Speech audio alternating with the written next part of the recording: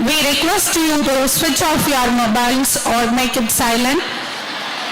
Honorable Governor Chancellor is on the mic off.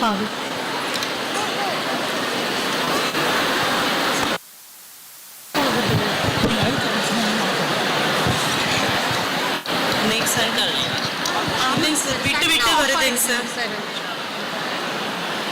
Morning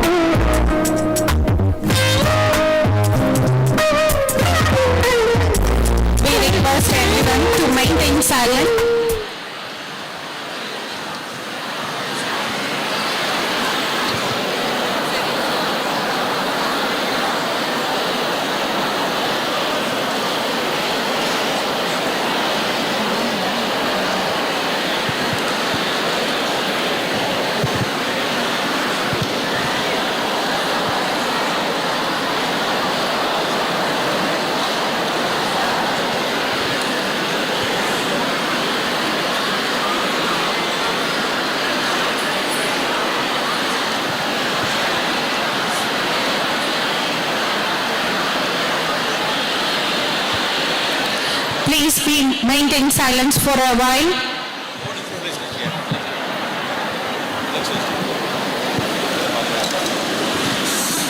We request everyone to stand up.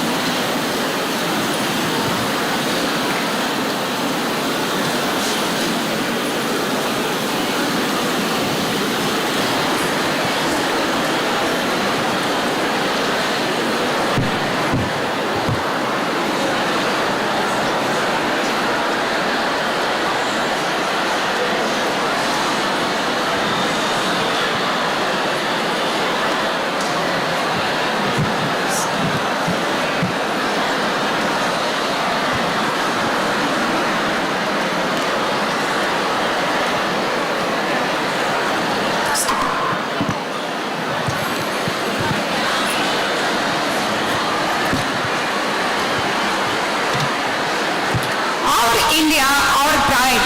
A very pleasant evening, ladies and gentlemen. We are here to heighten the enormity of G20 Summit of the year 2023. To open this validity, we extend a heartwarming welcome to this august gathering.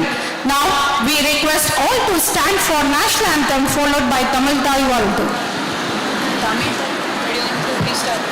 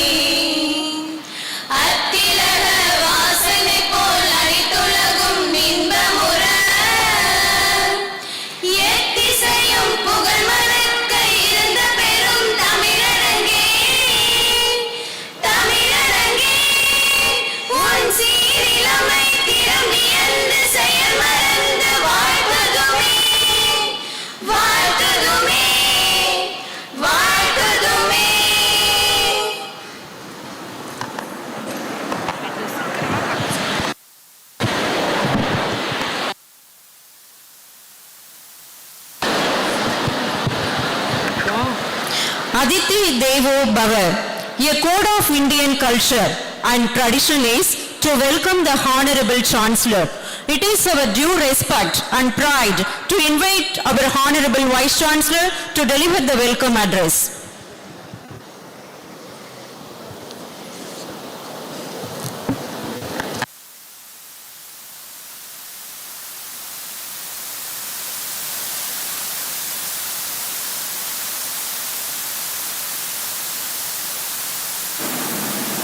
சுழன்றும் ஏற்பின்னது உலகம் அதனால் உழந்தும் உளவேத்தலை. His Excellency Governor of Tamil Nadu and Chancellor of Periyar University, respected speakers in today's seminar who have delivered their lectures in the morning session, and respected speakers who are going to deliver their lectures in this session, respected Registrar, Director IQAC, G20 Nodal Officer, my dear faculty members, dear students, dear media personnel, ladies and gentlemen, good afternoon to everyone.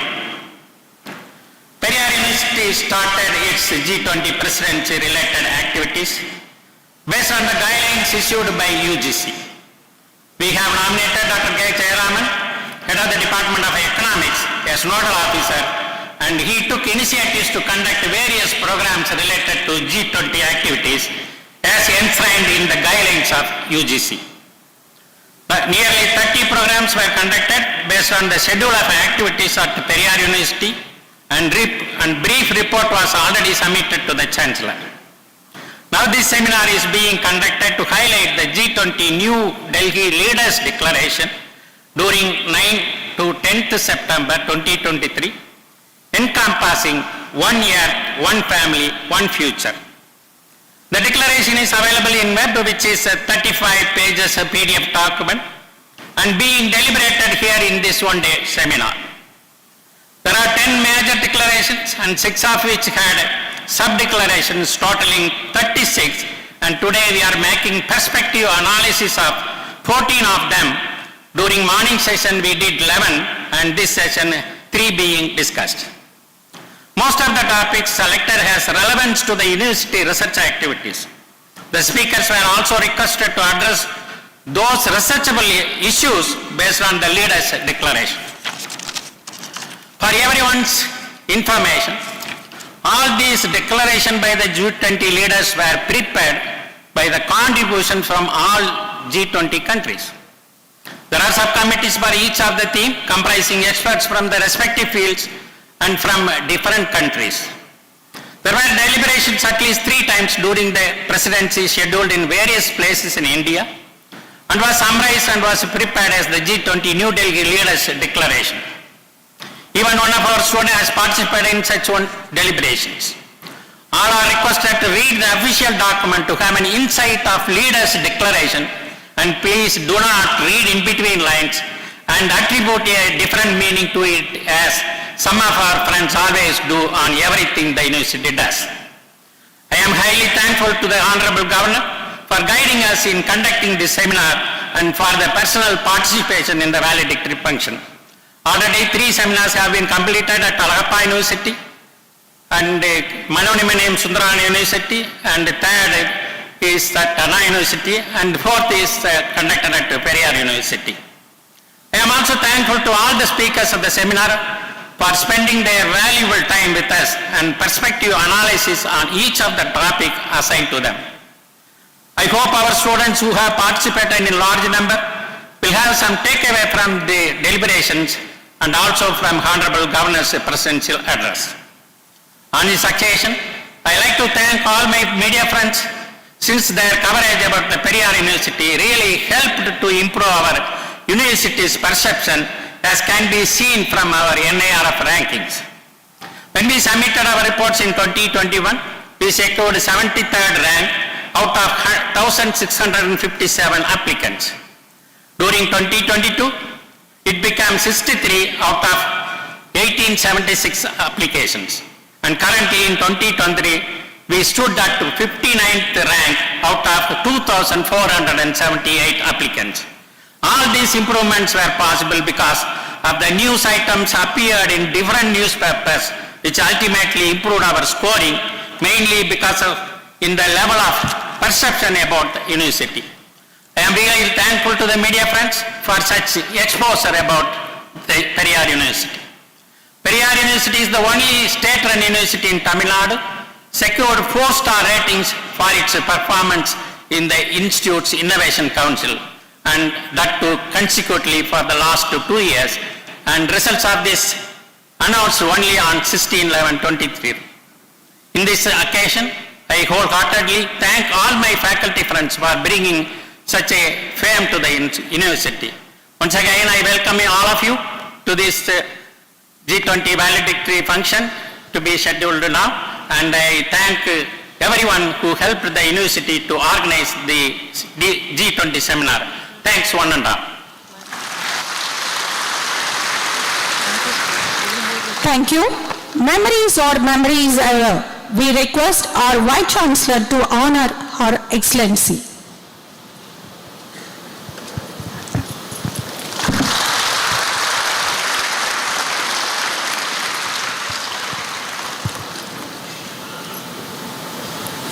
Thank you. moving forward, one earth, one family, one future is the motto that we have been engaged with a series of lectures on G20 New Delhi Leaders Declaration from this morning.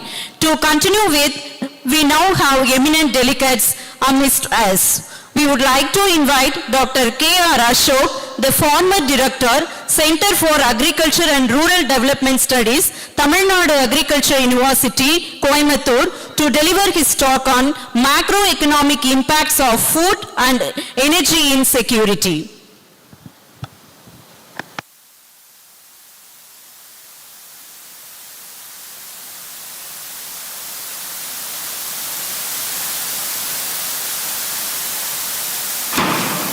His Excellency and Honorable Governor of Tamil Nadu and Chancellor of Periyar University, Honorable Vice Chancellor of the Periyar University, other dignitaries on and off the dais, respected Senate and Syndicate members, deans and learned faculty of this university, dear students and research scholars, press and media, ladies and gentlemen, a very good afternoon to all.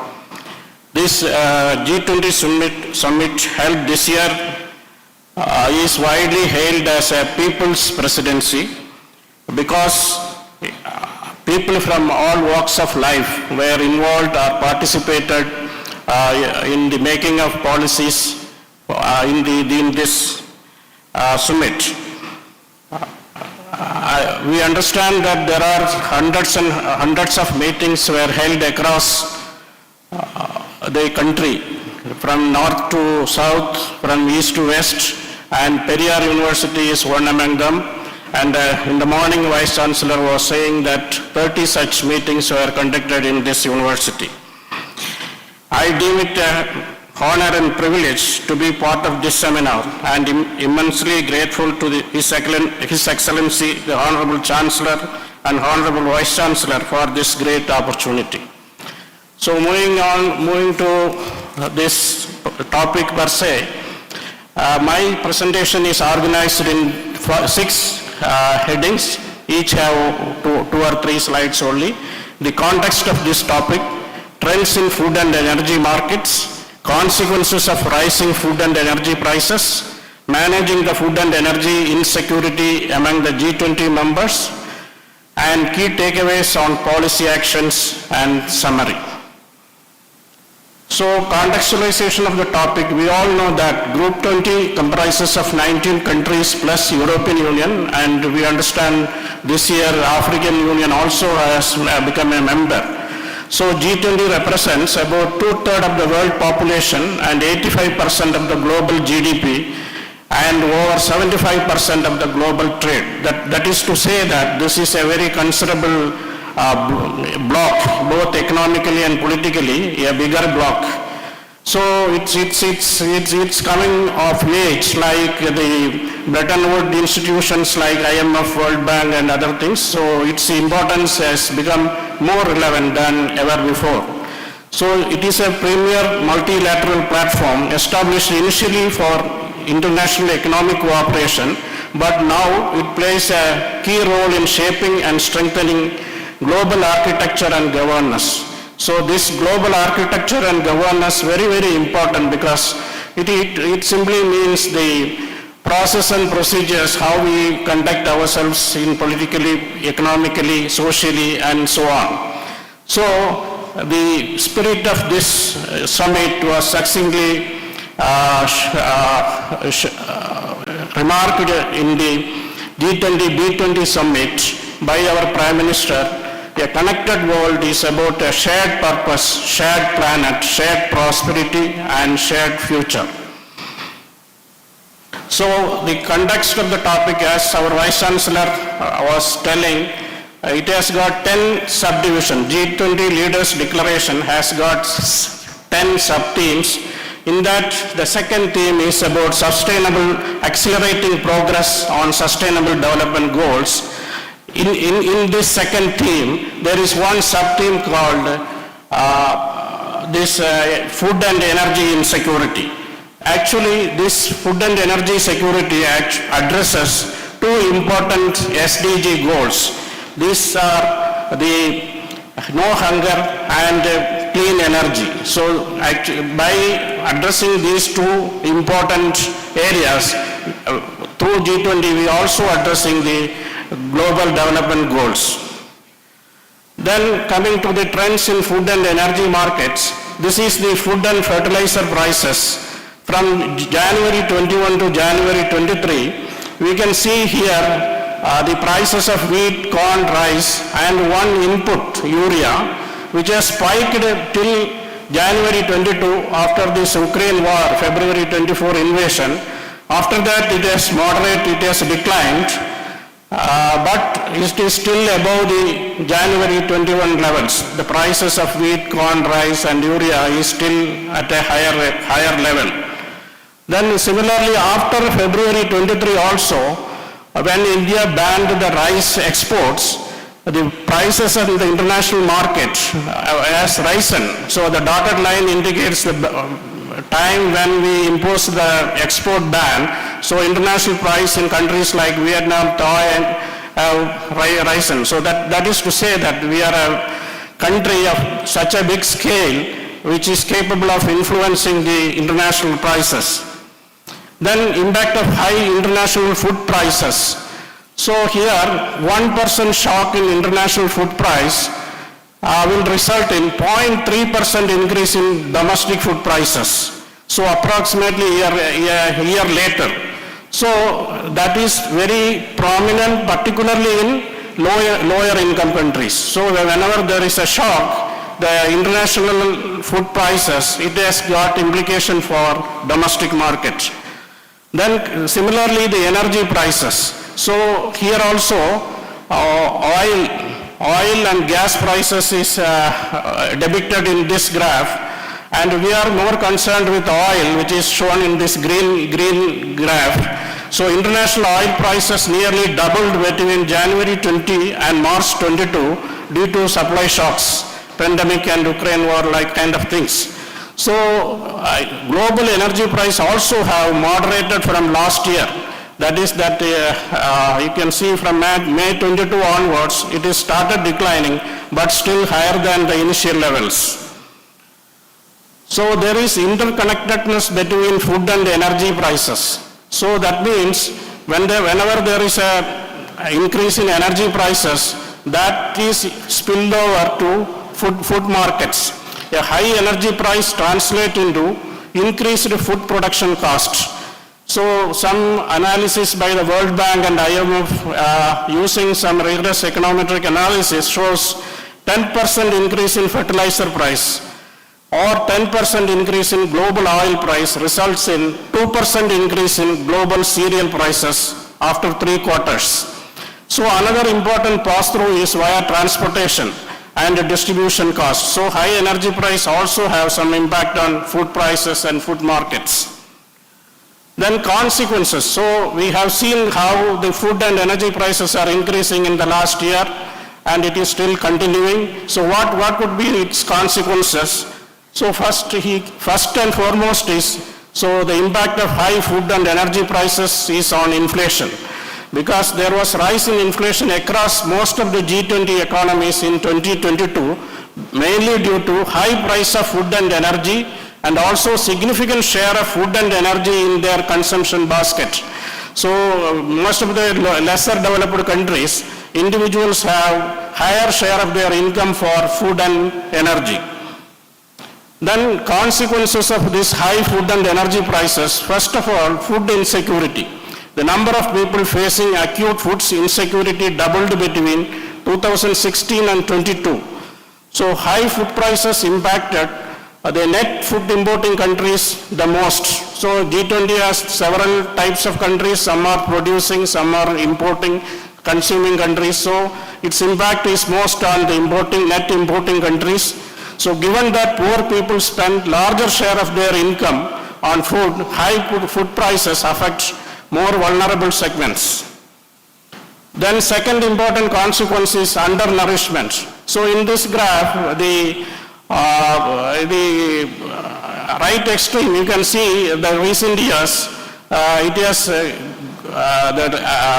graph is peaking up. the number of undernourished people increased by more than 150 million between 2019 and 21 globally because of COVID and other pandemic and other issues. Then contraction of standard of living. So inflation will definitely strain the household budgets. So for the benefit of other students from science background, I wish to say inflation simply means sustained increase in prices of articles. So when there is increase in prices of food and energy, which is the maximum share in their consumption basket, it will definitely strain the household budgets. So this resulted in contraction of real living standards. So when you have most of your money on food and other energy, then other things like education, maybe health and other issues, you have less to spend, and this resulting in contraction of the living standards. So then the very important thing is all of this result in contraction in economic growth. High energy prices reduced global growth by 0.5% in 2022. These are all estimates by World Bank and IMF through some rigorous, robust econometric methods.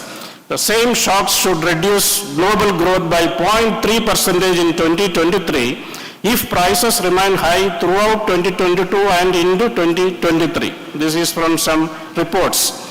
So food insecurity and poverty worsens labor productivity. So this is very, very important point.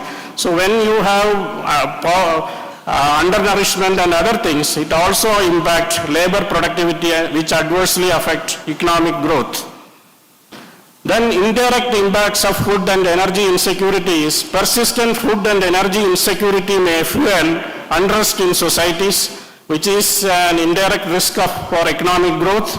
IMF estimates the post-social unrest, GDP drops 1%. If there is some unrest, and then the GDP, post this social issues, GDP lost by 1%. High inflation leads to hiking of interest rates and higher borrowing costs and adverse impact on growth. Food insecurity can be detrimental to growth in longer term, with the malnourishment weighing human capital development and productivity.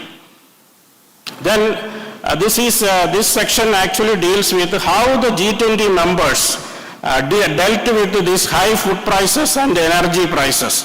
Actually, our presidency, they have sent this questionnaires to all the G20 member countries, and their response is tabulated in this section.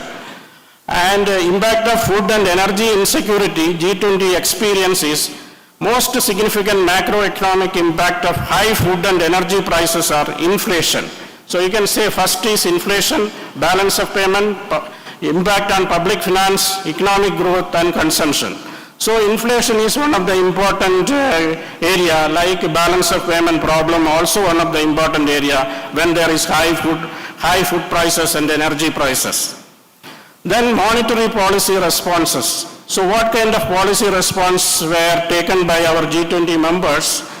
To control inflation, a tighter monetary policy has been followed in most economies.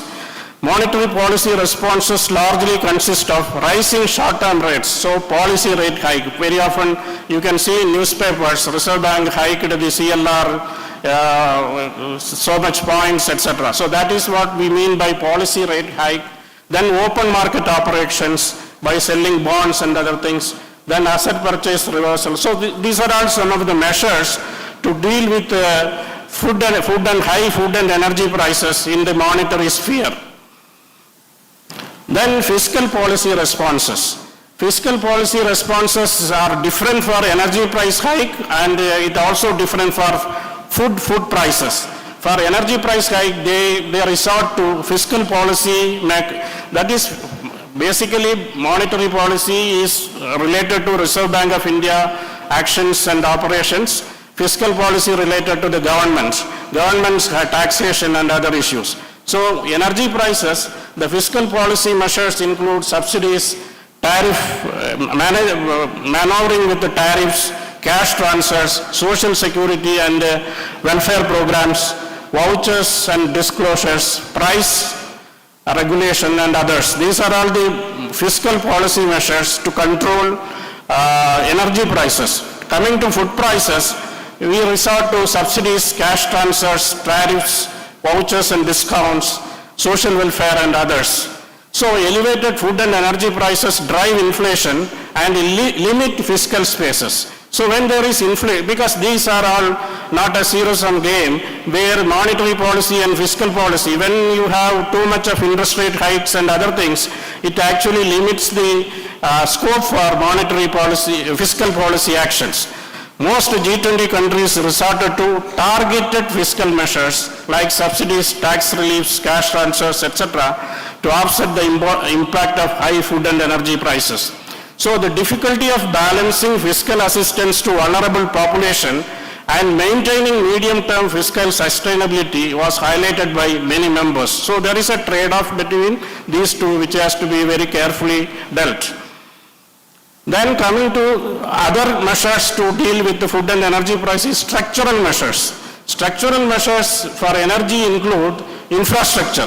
So infrastructure here actually in G20 lot of discussions going on energy transition from coal-based energy to renewable energy. So that is basically related to infrastructure.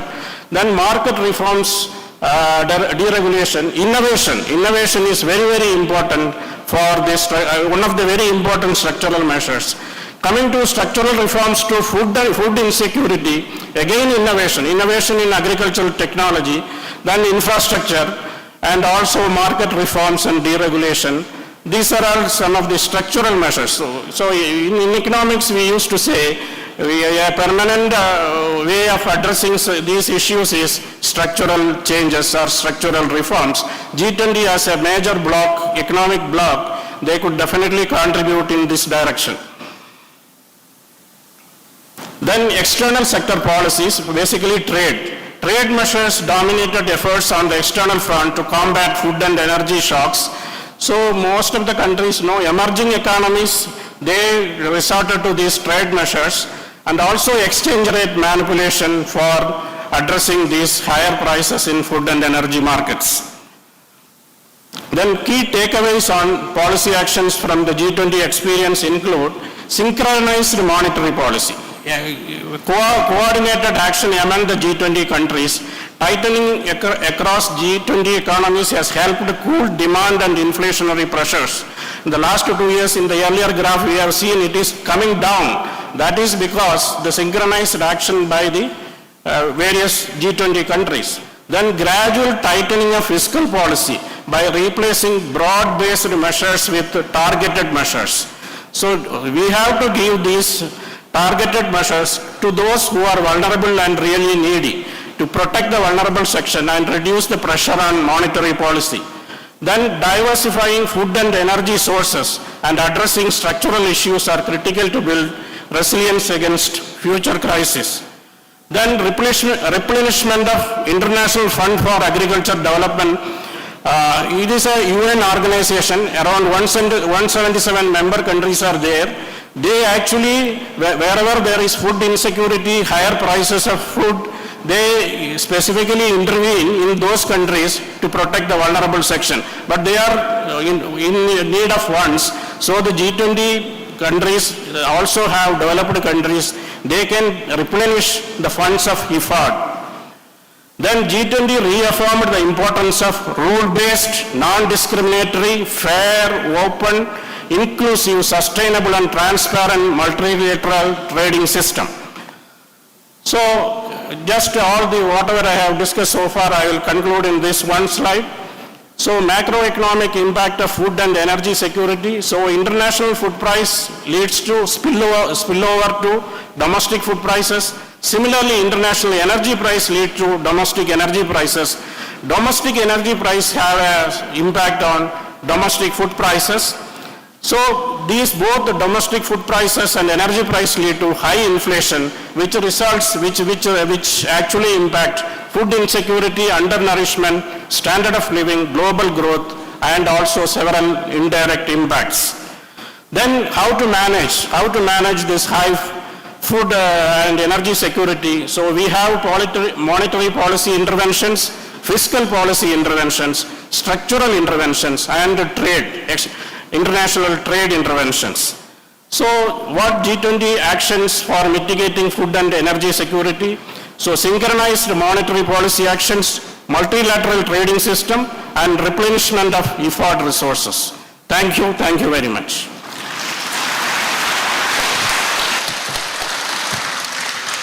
Thank you.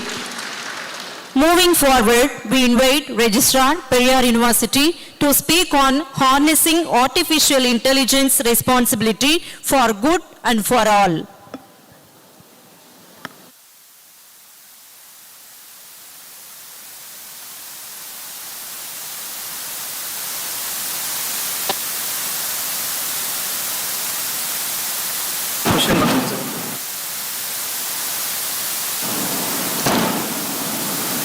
The most respected Honorable Chancellor, Governor, Chancellor, Periyar University, the most respected and Honorable Vice Chancellor of Periyar University, and dignitaries on the dais and off the dais, good evening to one and all present here. I am very happy to present on harnessing artificial intelligence, responsibility for good and for all.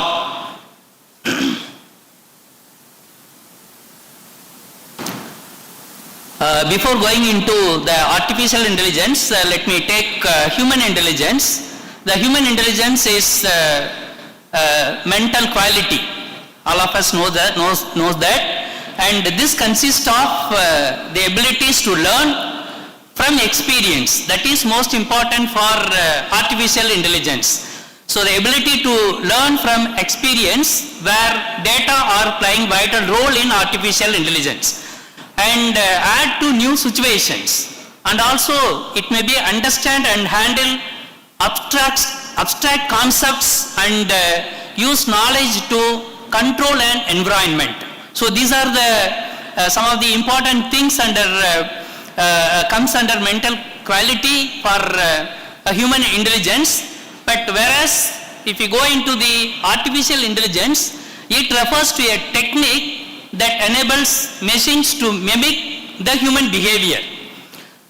To mimic the human behavior, we must give lot of data, and this responsible AI is the practice of building and deploying AI, practice of building or designing the system. That is most important.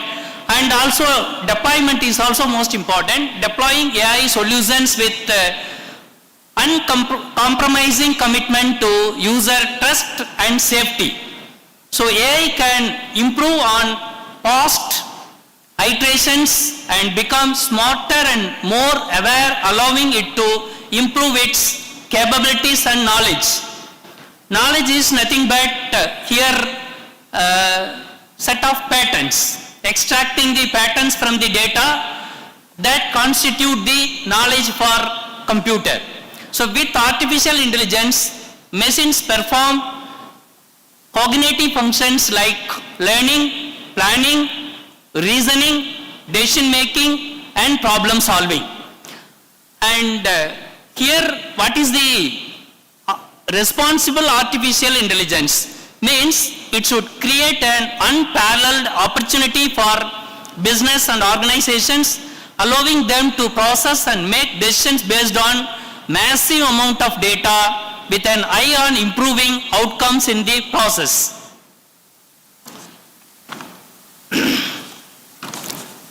The various stages of adoption of responsible artificial intelligence are mainly the concept.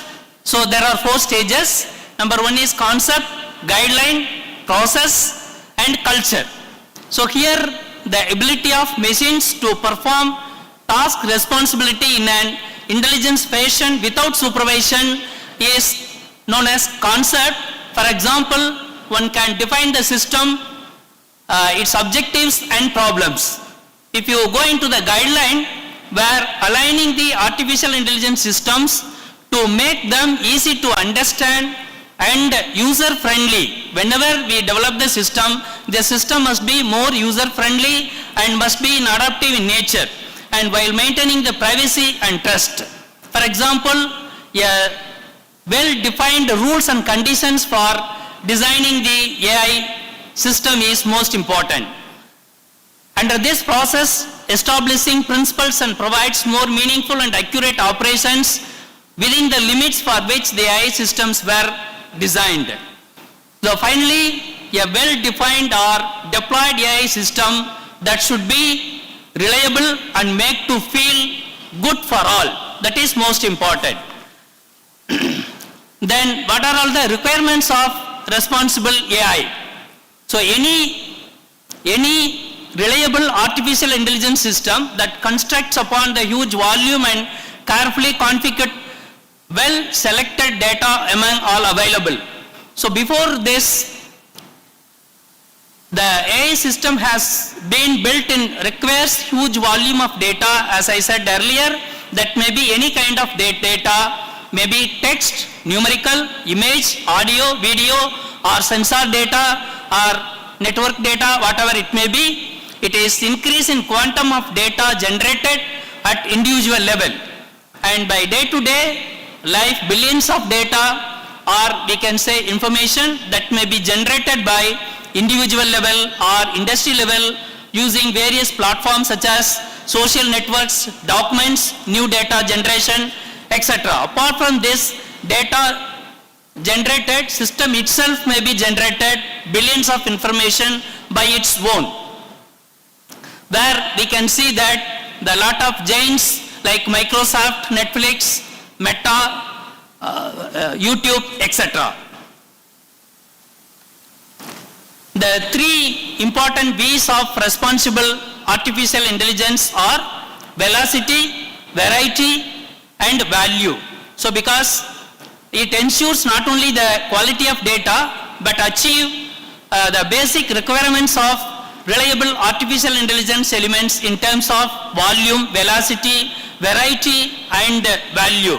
So because every day we all know that we have been using WhatsApp, and through the WhatsApp and also video, audio, and streaming videos, and also the reels, etc. It is generating huge amount of data with high velocity, and also variety of data we are able to get, like images, voice, then text, and videos, etc. For example, it may generate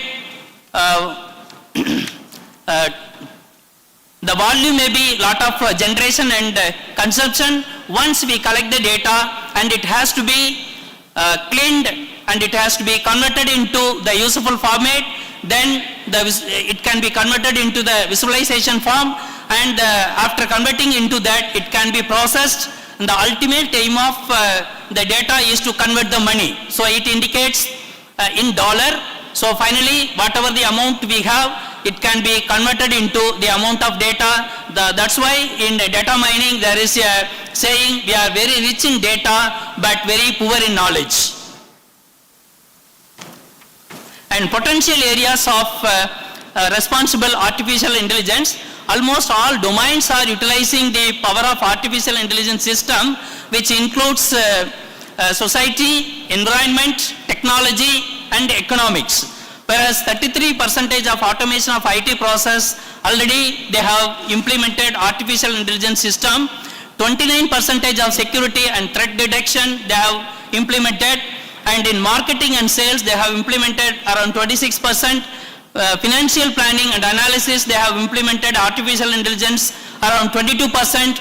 In the case of automation of business process, so because when we are having or repeating the things, it has to be automated. So 28% of automation process they are utilizing artificial intelligence. And as far as business analytics, or we can say business intelligence, where 26% of automation have been done. In fraud detection, 23% have been used. And also, if you come to the artificial intelligence governance, leading players, already I said the tech giants like Apple, Bosch, Cisco, IBM, Oracle, etc. They have been using for various things like accountability, transparency, privacy, bias and safety, where this map indicates almost all the leading countries in the globe, they are using or already they have implemented a certain amount of tasks by using artificial intelligence, where we can see that $500 billion of the globe, and as far as Indian market level, the prediction is in the year 2025 maybe $7.8 billion. The rising efforts of tech giants towards improving the access to the artificial intelligence is expected to foster the growth of the global artificial intelligence market during the forecast period, and we can note that China is in the first place. They have implemented, already deployed artificial intelligence about 58%, and the next one is India, where we have deployed 57%, and the third one is Singapore.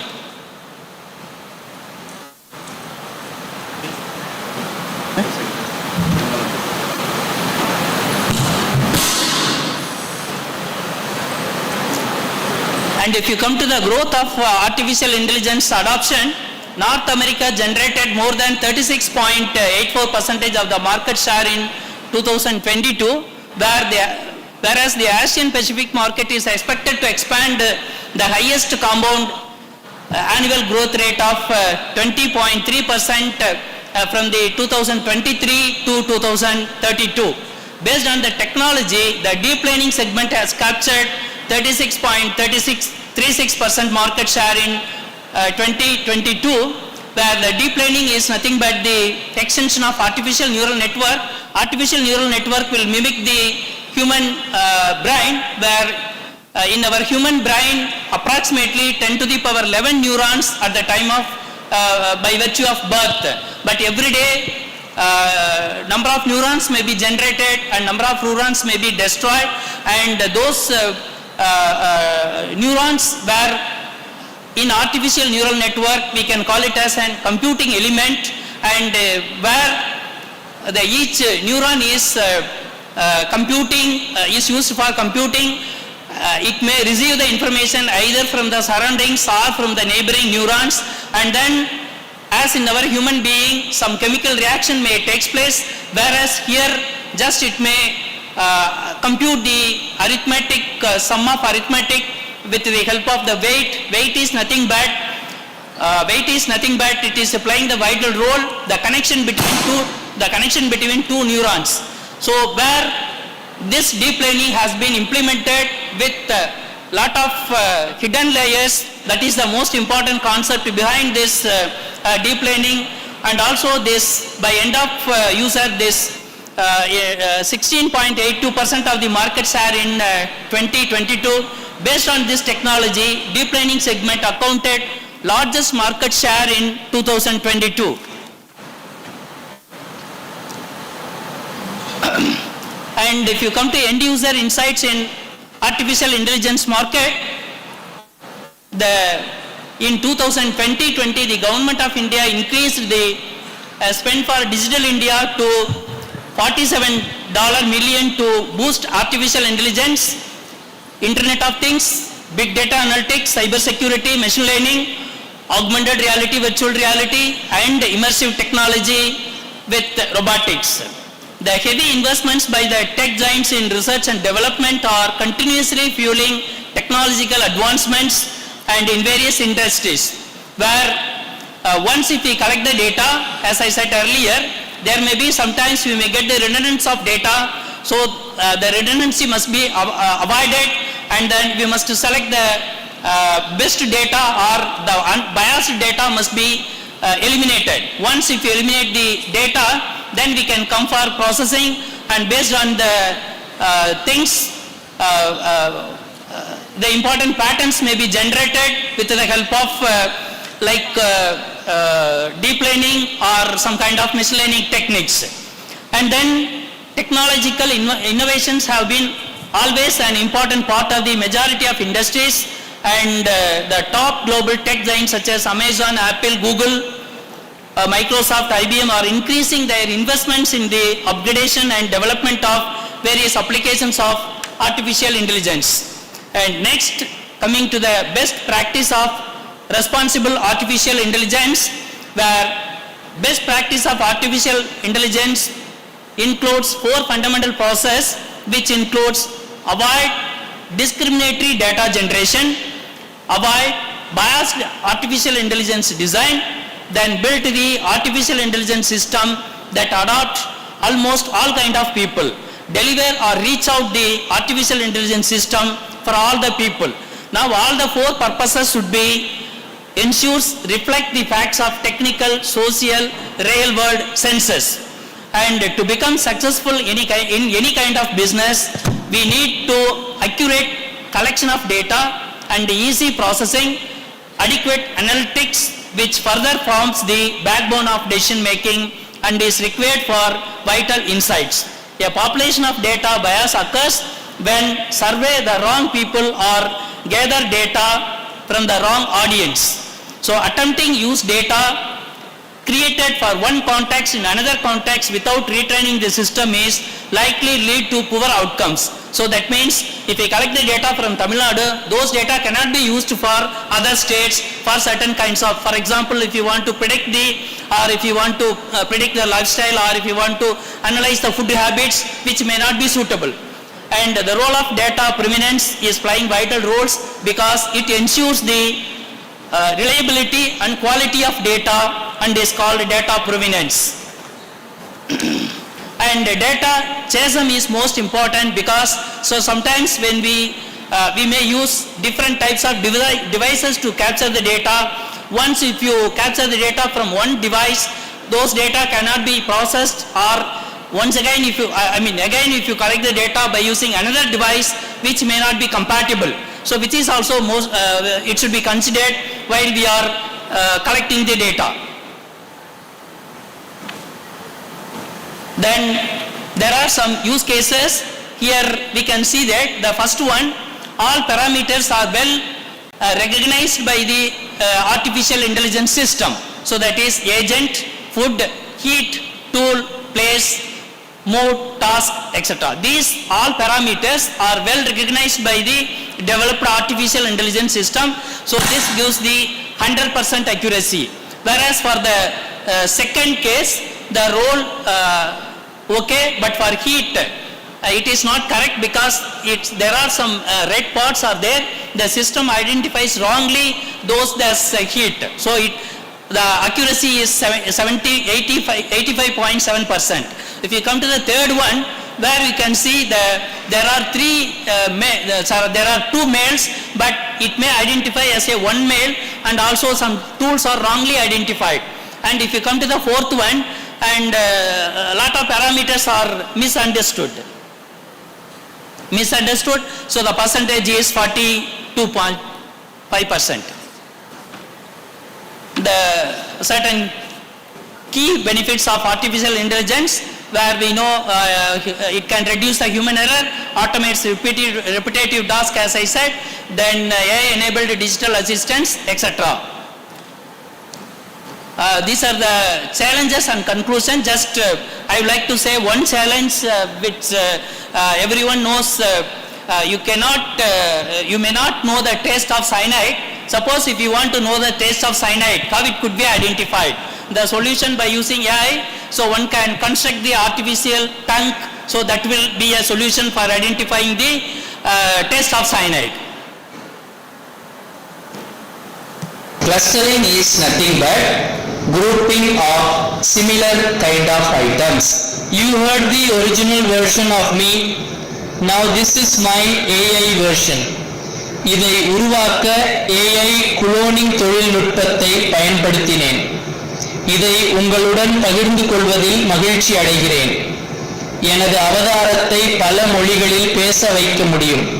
Teper Yagovoru Poruski. Sekarang saya berbicara di Indonesia.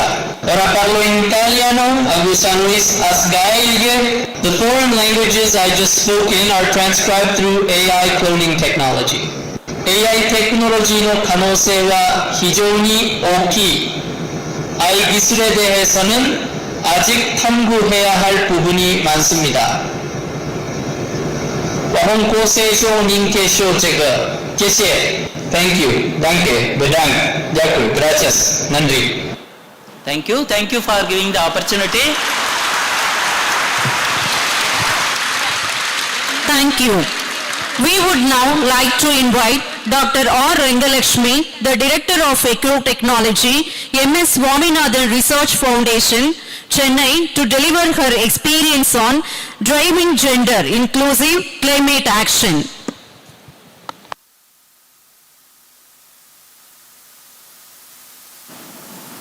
Honorable His Excellency Governor of Tamil Nadu, Chancellor of Periyar University, and respected Vice Chancellor of Periyar University and other dignitaries on the dais, and faculties, students, media and other respected guests. I am honored to deliver the talk Driving Gender Inclusive Climate Actions as part of the G20 declarations which emerged during the very detailed discussion among the G20 member countries. So here the main aspects which included the gender equality and empowerment as part of a detailed declaration points. This appeared as a kind of an important cross-cutting element across all other sections which emanated during the discussions. So here the point which we are focusing here is on how we deliver the climate actions. So there are three major points were emerged in the sub-theme. One is driving gender inclusive climate action, that is 66, acknowledging the disproportionate impact of climate change, biodiversity loss, desertification and pollution on women and girls. So these sectoral elements, how it is impacting women and girls, and accelerating climate action. That is, the climate change is keeping more challenges and how it is affecting or compounding the risk which women and girls are facing in their actions. Second one is support and increase how women's participation, their partnership, decision making and leadership in climate change mitigation and adaptation, disaster risk reduction strategies, policy frameworks on environmental issues. There are n number of policies related to environmental issues are coming up, and the forthcoming one is the COP28 where the detailed action plan on climate change is going to be discussed. So in relation to that, the third point which is mentioned under this sub-theme is support gender responsive and environment resilient solutions. So both are combined, including water, sanitation and hygiene, that is part of the WASH solutions to build resilience for the impact of climate change and environmental degradation. So it is a kind of a very comprehensive statement which is affecting women and children in the context of climate change. So here the India's response as part of the G20 declaration immediately after the meeting. One is the role of women and girls as a change makers in climate resilience. Climate resilience actions has been highlighted by Ministry of Women and Child Development. This is one part. And second, as part of the new working group among the ministerial representatives for empowering women, they developed a kind of a committee to foster gender equality and inclusivity. So these two important elements which came out immediately after the meeting. But here to reinstate further, India's collective and unwavering dedication to championing gender equality and empowering all women and girls has now secured a firm place within G20 New Delhi Leadership Declaration in 2023. And here two major elements they have highlighted. One is empowerment, that is women empowerment. Second one is women-led development. So these two things gain traction out of the important discussions. And here the collective decision taken by the Government of India is to be commit to close gender gaps, promote full equity, effective women's participation in the economy as decision makers. So this is a very powerful statement which came out of the discussion, and India is committed to promote the gender equality in all spheres. Before we get into the detailed part, some of the facts related to gender equality help us to understand the context better. The UN Women study predicted, going by the current trends of the progress, by 2030, nearly 8% of the world female population will be living in poverty, extreme poverty, and close to a quarter will experience moderate to severe food insecurity. So this is a very pathetic condition, and how different countries are taking effort to overcome this particular element. And the second one is highlighting the deeply entrenched gender gap in leadership positions. Leadership positions at different levels, starting from the rural women to till the top UN organizations are the highly developed countries, including all G20 countries. The uneven distribution of unpaid care and domestic work between men and women, that is also another important element one need to analyze. And the next important component, as Dr. Ashok mentioned, food insecurity due to several compounding reasons, including the climate risk. Then the final point is again poverty. Here 16 million more women and girls when compared to the total number of men and boys pushed to poverty by mid-century due to climate change. So this shows the importance and intensity of the problem which is posing on the part of the community, that is men, women as well as the children. And how it is disproportionately impacting the life and livelihood of women and children. One is the responsibility, women's responsibility. It is a complex relationship with a close network as well as dependency on the natural environment, and also the household responsibilities that are highly climate sensitive, especially fetching water or fetching firewood, ensuring fodder as well as household food security. So as part of the women's expected roles and responsibility, they play a major role in shaping the environmental issues and also meeting the climate risk. Second important, another point is the gender division of labor. Here within the households as well as at the community level, women spend more time in involving drudgery-based work compared to men. And the statistics shows, compared to men, women spend more than 30% of the time in the household work. This is compounded by fewer employment opportunities, poor occupational mobility, as well as the low wage. So these are all the factors which are contributing the gender gap in many dimensions. And the third element is the higher dependence on natural resources, as I said, for their livelihoods, and the limited participation in household as well as the public decision making, and inadequate access to land, which is very essential resource for leading the better livelihoods. The final element is women's burden on unpaid domestic work and care work, especially the elders, livestock as well as children. Caring for these sectors deepen the inequalities in the labor market participation as well as the outcomes. Coming to the detailed part of the rural women as a key agents of transformation of economic, environmental and social change, which are part of the sustainable development which the G20 confirms, or it is facilitating among the countries. The one fact which everyone has to accept, without women there is no agriculture.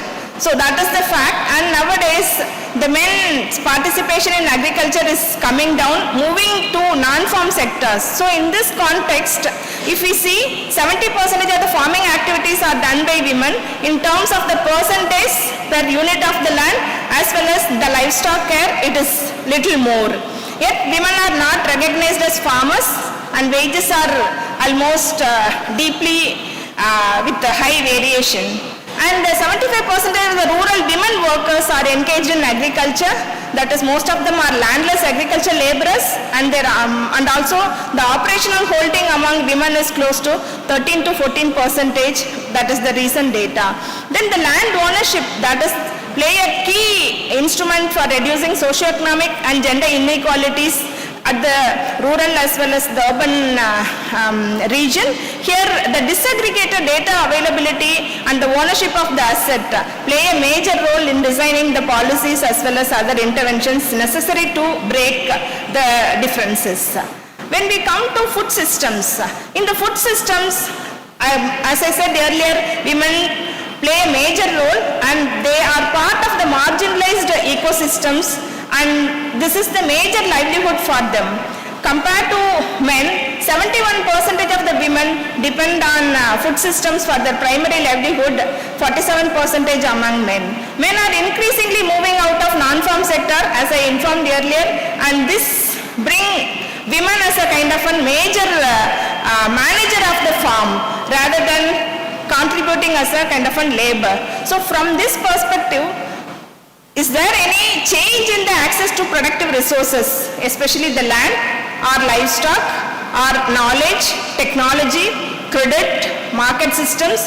There are n number of productive resources and services.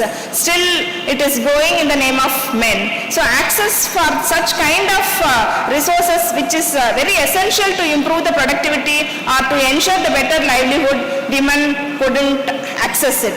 Although there are policies that enable women's empowerment process in agriculture, the existing inequities, especially the social norms, which is affecting women to effectively gain the success from such kind of initiatives. And the FAO 23 reported the gender gap in land productivity, that is between men and women managed farms of the same size, is 24%. So this shows how the difference between the men and women, the gap exists in the agriculture systems. On average, women earn 18.4% less than men in wage employment in agriculture, and this means that women receive 82 cents for every dollar earned by men. So this is another wage gap. The disparity is very high among the communities with whom we are interacting. So coming to the policy space, there are it's a continuum starting with the gender blind policies. In the past, there were many policies were gender blind, but over a period of time, there are changes, and moving to gender neutral, where the interventions are existing distribution of resources. It is considering as a kind of a neutral position, but coming to gender specific, where practically some solutions are given to target women as a kind of a vulnerable element so that they could able to participate in that activities. Then coming to the gender sensitiveness, even last 2 decades we could able to see some of the policies which are very highly gender sensitive, identifying the factors and processes which are responsible for the gender inequality and try to address those elements. And the final one, which is very essential and all G20 countries aim to follow in future, that is the gender redistributive or transformative policies, wherein women are equally considered as a kind of a citizen, and they get the due share in almost all policy planning as well as the related budgets. So coming to the strategies which is working very well in the Indian or South Asian context or among the G20, there are 6 or 7 major points which are very essential, which is defining the transformative process. One is the skill and knowledge. So how do we ensure the women and girls are getting high quality knowledge as well as the skill which are necessary to improve their economic opportunities and livelihoods. Here there are opportunities, strategies like technical training and access to information and knowledge that we need to redefine according to the context of the women and men as well as for the children, that is female as well as male children. Here the women's technical skill and climate smart technologies, one example, and how entrepreneurship and negotiating skills can be facilitated to act on their own. And here The gender transformative means promoting women as role models to break the barriers. There are n number of cases have come up in this sphere to overcome such strategies working well in the context. And the second important area is access to and control over resources and services. Here we need to see how it can be facilitated. Right now, if we analyze our own context in Tamil Nadu, there are gaps how this access and resources are getting to men and women farmers. Coming to the workloads, again, every one of us very clear that introducing farm machinery and collective labor pattern, how do we ensure? There are machineries coming in, their access and availability is increasing, but how far it is women friendly, how they could able to access very quickly. So these are all challenges associated with the workloads when we bring women as a kind of a productive labor in the context of agriculture production or any other rural development initiatives. These are all some strategies which is working well, that is providing a farmer-centric advisories. Right now the system available for either for agriculture farmers or any other entrepreneurs involved in initiatives, they are not getting individual-centric advisories. That is affecting their production and limiting their capacity to move to the next level. When it comes to the fourth point is the voice and representation, and here how women and girls gain voice and representation both in the household, community as well as the societal level. And in the farming context, there is a better opportunities are now emerging as a kind of a farmer collectives, either self-help group federation or in the recent term it is farmer producer organizations. So such kind of opportunities help people to come up, use the collective power to overcome some of the gender inequalities. The fifth one is the access to market and employment opportunities, and here also there are n number of strategies one can define to overcome the challenges which women and girls are facing. The sixth important one is the decision making in the household as well as access to productive resources. The decision making is a process, but it is a key one which is essential for household starting and it moving to the next level of community and the societal level. When it comes to the process, the impact of gender equality from the inequality to equality, it is a process. It's starting with equity first. Equity means it is a justice. So women are on the lower position, so you are giving good strategies or adequate number of strategies to bring her up to the next level so that they will be on par to negotiate or on par to compete. The next important element is women's empowerment, where you can see visible changes. Broaden and deepen social inclusion happens in this space. Coming to the third level of gender transformative, where the changes are sustained to break the social norms or to overcome some of the deeper challenges the society face.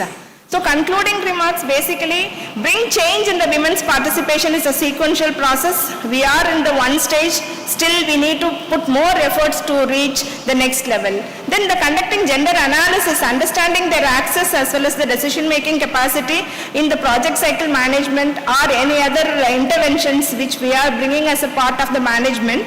Then the multiple strategies are necessary to make transformative and sustained changes. One strategy may not work, we need to target again and with multiple strategies. Then the collective action, because they are voiceless and the negotiation capacity is very less at this point of time. So how collective power can be harnessed, and that needs some kind of a social innovation at the local level and it needs to be continuously facilitated. Then expanding the knowledge access and the skill empowerment. Right now there are many technologies are available to build such kind of knowledge as well as the skill. Then access to data and design policies. Right now the available data sets which are not gender segregated, so that limits our planning in many aspects. But now increasingly the recent collection systems are segregated. It will help us to understand the problems much more clearer so that actions as well as the plans will be made accordingly. Then the policy implementation and nudging support. The one example I should quote here is the Pradhan Mantri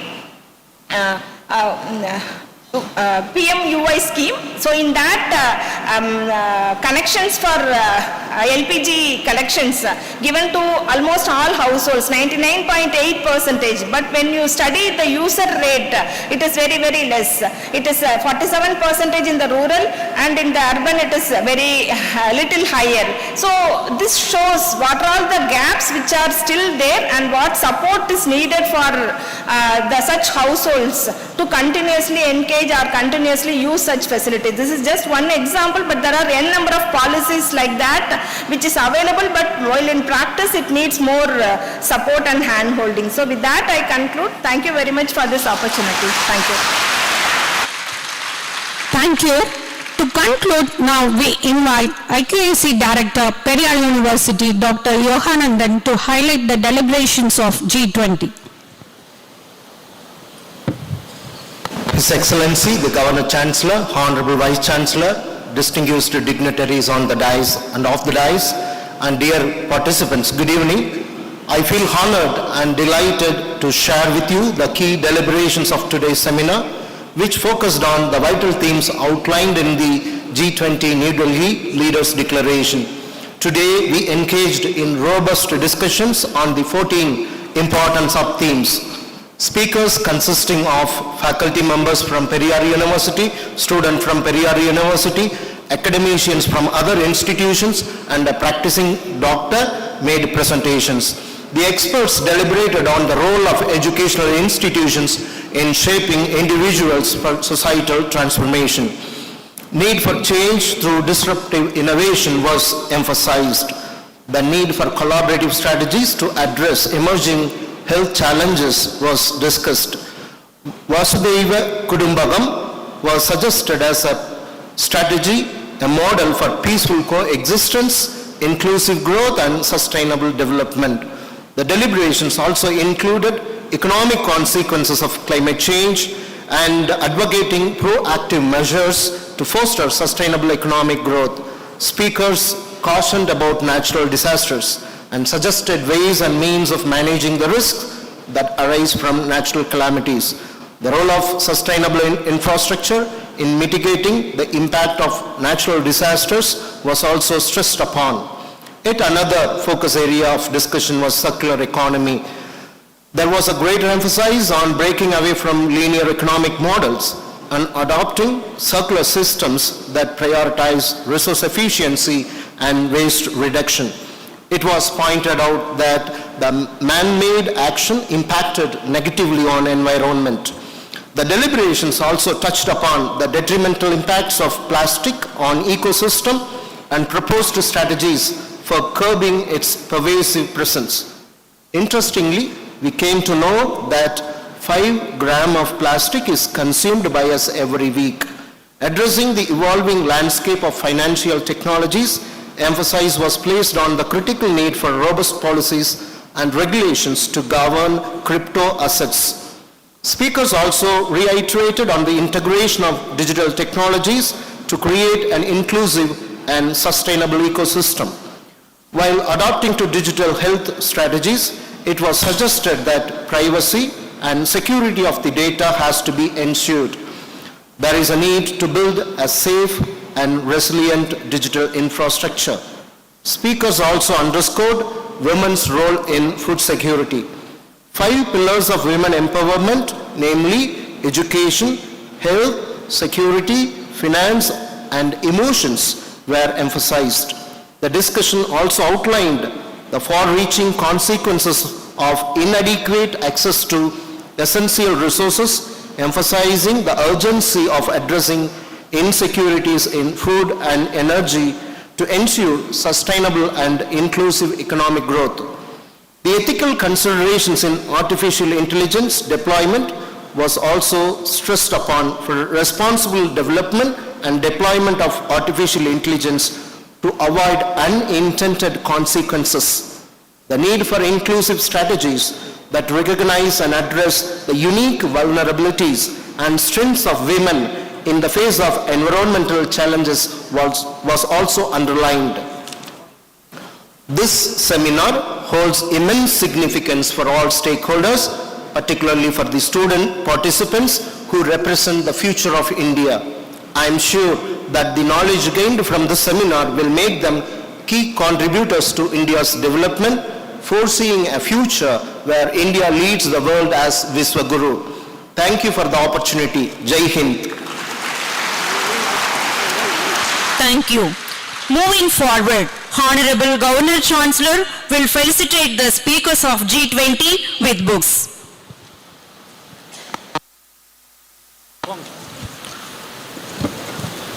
We call Professor K.R. Ashok, former Director,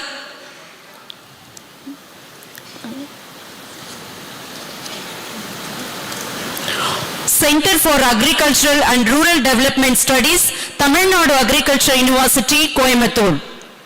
Dr. K. Thangavel, Registrar, Senior Professor and Head, Department of Computer Science, Periyar University, Salem. Dr. R. Rengalakshmi, Director, Ecotechnology, MS Swaminathan Research Foundation, Chennai. Dr. B.S. Madhukar, former advisor, NAC, Bengaluru, for delivering speech on delivering quality education. Dr. C. Babu, psychiatrist, Sri Kokulam Hospital, Salem.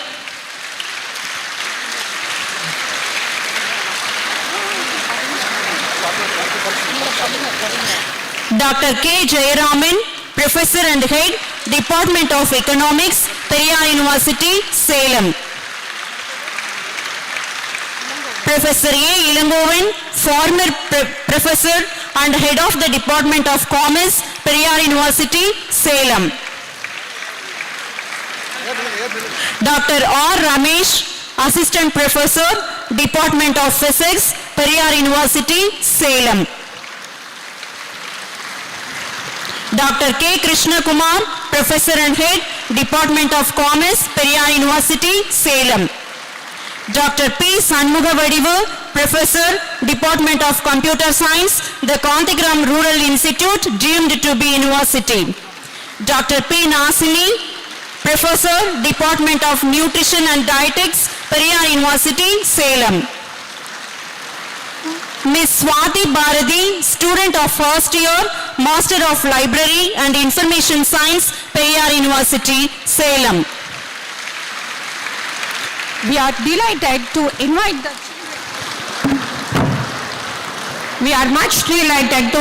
the children of our university teaching and non-teaching fraternity to receive the appreciation certificate and cash prize from Excellency.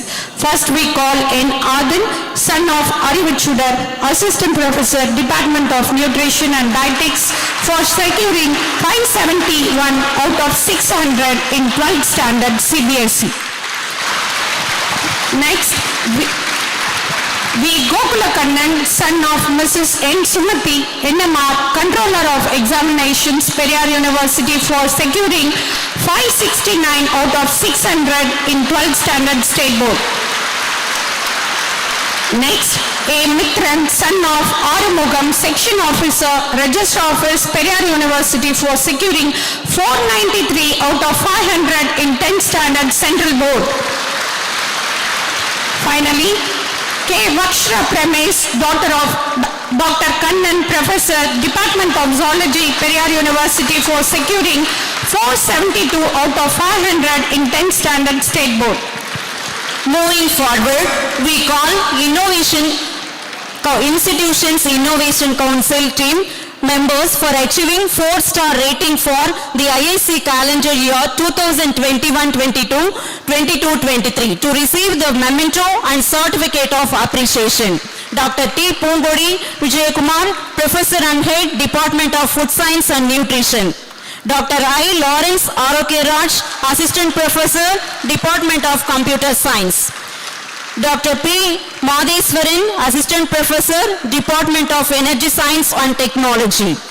Dr. V. Manju, Associate Professor, Department of Biochemistry. Dr. G. Yoganandan, Professor, Department of Management Studies. Dr. K. Aragiri Swami, Assistant Professor, Department of Statistics. Dr. M. Surya Kumar, Assistant Professor, Department of Management Studies. Dr. T. Paranivel, Assistant Professor, Department of Physics. Dr. K. Sindhu, Assistant Professor, Department of English. Dr. R. Mageswaran, Assistant Professor, Department of Zoology.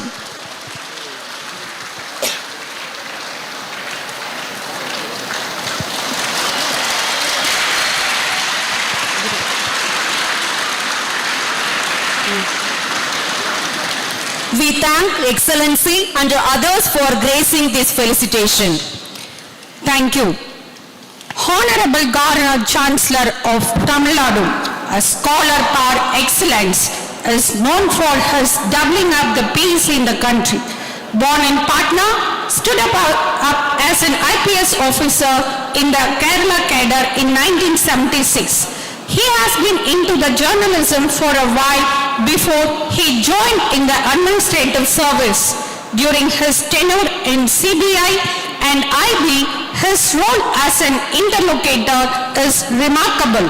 His service as a chairman of Joint Intelligence Committee in Prime Minister Office and as a deputy advisor in National Security Ministry of Home Affairs, Government of India is prominent. Being served as a governor of Nagaland for 2 years, he has assumed charge as the governor of Tamil Nadu in 2021. As a chancellor, he had many visions for growth and improvement of higher education in Tamil Nadu. He has been a guiding force for the Vice Chancellors in Tamil Nadu and organized annual meetings of Vice Chancellors with educational experts for implementing various development measures in the universities. Now, Honorable Governor Chancellor will deliver the presidential address.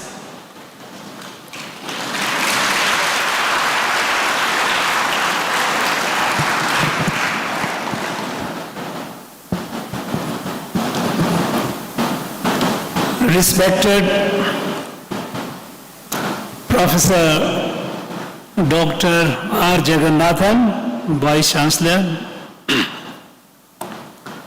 Professor K. Ashok, Dr. K. Tangavel, Dr. R. Rajalakshmi, Dr. G. Yoganandan, Dr. K. Jayaraman,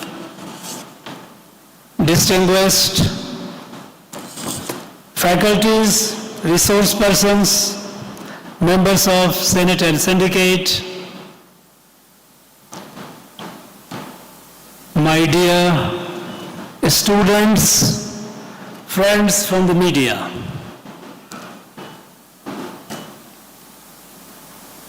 I'd like to thank Professor Jagannathan, the Vice Chancellor, for organizing this G20 related one-day seminar. Under his leadership, the university has been making definitive progress, which are very obvious in the various ranking and recognition that the university has been receiving. Even in G20, Periyar University has played significant role. This university has held several events related to G20, and today is one such. In the day-long seminar, many eminent resource persons have shared their ideas, their thoughts, deliberated upon the various segments of New Delhi leadership declarations, and I'm sure it must have been highly enriching for all of you.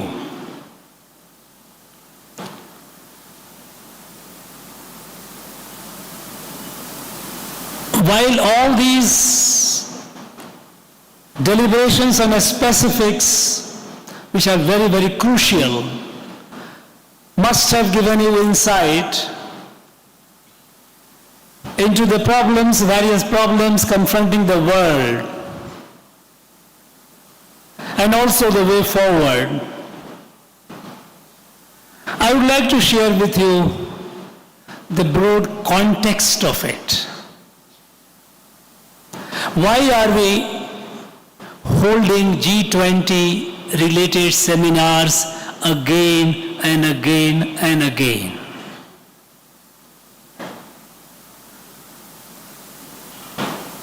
You all know that G20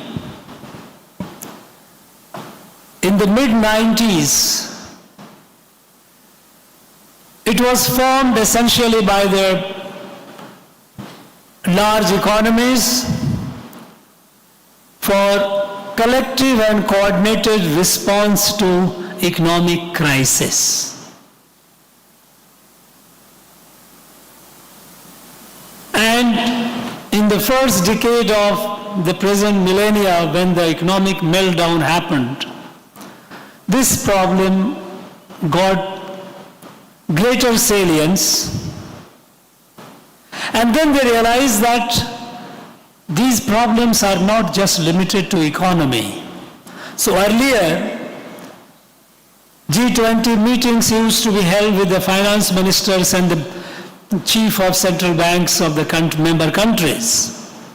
But then it was elevated to the level of heads of government. Prime ministers and presidents became these primary stakeholders of the meetings. And it continued. But what unique thing that our country, India, brought to the presidency? When we took over the presidency from Indonesia, we were in a different world. The pandemic had struck the world, had scarred the world. It didn't spare anyone. It took a heavy toll on human lives. Millions and millions perished. Economy had a nosedive. They are struggling to recover. It took a broad spectrum, heavy cost on human life. But it also exposed one thing. It exposed the inadequacy of the world order, the global order, in addressing a problem like a global pandemic, COVID-19. Because when this pandemic struck, the international bodies, including WHO, they knew nothing about it. They were just from time to time making certain speculations and giving some wild advisories. As far as the needy countries, the poor countries, the developing countries, they were resource-strapped, they didn't have access to medicines, they didn't have access to those resources to absorb the shock that this pandemic had created. And so it was realized that the problems of the world are not merely economic problems, there are far many other problems as well, which are very, very important, which are of existential concern. And all these problems must be addressed. And the existing international framework of United Nations and the multilateral entities like World Bank and IMF, they were grossly inadequate to address the problems, not only a pandemic, climate. We all have been talking about climate change, climate consequences of Earth heating up. But there has been mostly blame game. Who is more responsible, who is less? As far as the substantive action to address the problems, these were missing. So, the present or existing world order, existing forums, international forums and multilateral forums, they were inadequate to address it. Take the case of poverty. We know that a large section of the world, large number of people in the world are underfed, undernourished. They face a starvation-like situation. Now this poverty, which has a much wider implications, increasingly, even the affluent world, they started realizing the consequence of it, because the poor and underfed and hungry were not limited to their own land. Poverty and hunger creates its own problem, and the spillover effect started being felt on other countries, advanced countries. And they started feeling the heat of it. So poverty and hunger was not just a problem of a distance, because the distant problem was going to hit them. It started hitting them. So this problem had to be addressed. Climate crisis, we all know, but while addressing the broader climate crisis, how to check the heating up?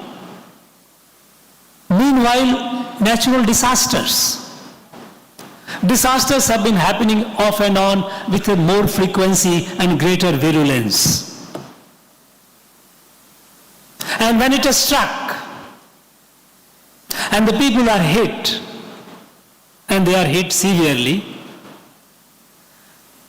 the instrument or the mechanism, the response to it is highly uneven.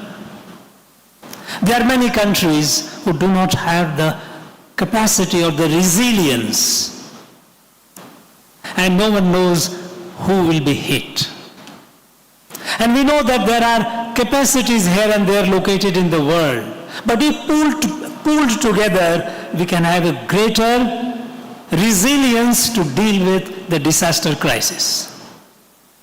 So host of issues, women. We have been talking about women empowerment. But the fact is, and even this presentation shows how in coming decades, the problem of poverty, problem of undernourishment, and all related problems, the women will be the worst victim. They are not only victim of war, they are also victim of all this climate change which is happening, victim of poverty, victim of pandemic, victim of everything. They are at the receiving end. So how do we address this? And so when G20 presidency came to India, India gave it a fundamental change. It reoriented the whole direction of G20. Because first is, the G20 we all know is a country, is a group of people and the countries which are fairly rich, fairly capable, powerful, economically powerful, otherwise powerful. So if India succeeds in driving this message to this body can be an effective multilateral institution to transform the world for a safer and better future. And so what India started doing from the beginning, first of all, it made it a people-centric presidency. What does it mean? You know, all over the world, the governance has been the prerogative of the governments, and the governments, they believe that They know what is good for the people, and they come up with policies and plans. People's involvement in problem solving is not much encouraged. Now this model, India has realized and disproved it. So India started, if you look at the transformations which have been happening in this country on all these forums I will come to, these offer an example, an illustration for the rest of the world that look, if this experiment can succeed in India, can it not succeed in the larger world? Take the case of pandemic. How did India manage the pandemic? When pandemic struck, the prediction was minimum 70 to 80 million Indians will die. Because we didn't have resources. And it was a fact. But then, how did we address this problem? The problem that we addressed, and this became a model for the rest of the world.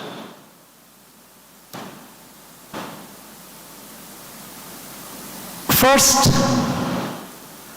when people are locked in their houses, they are not able to move out, and it happened all over the world. People need to be fed. People must have basic food. And so India had already started in 2014-15 itself a project called Digital India. The Digital India, with digital technology being taken to the last man,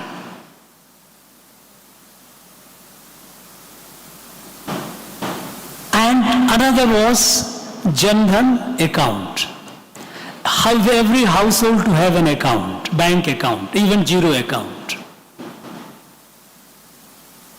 Now this, a trinity of Jan Dhan account, which is financial inclusion, and now, we have more than 50 crores Jan Dhan accounts. And the good thing is, nearly half of them, we're talking about women empowerment, this also is, I'll come to, nearly half of them, I won't say more than 47% of them is women accounts.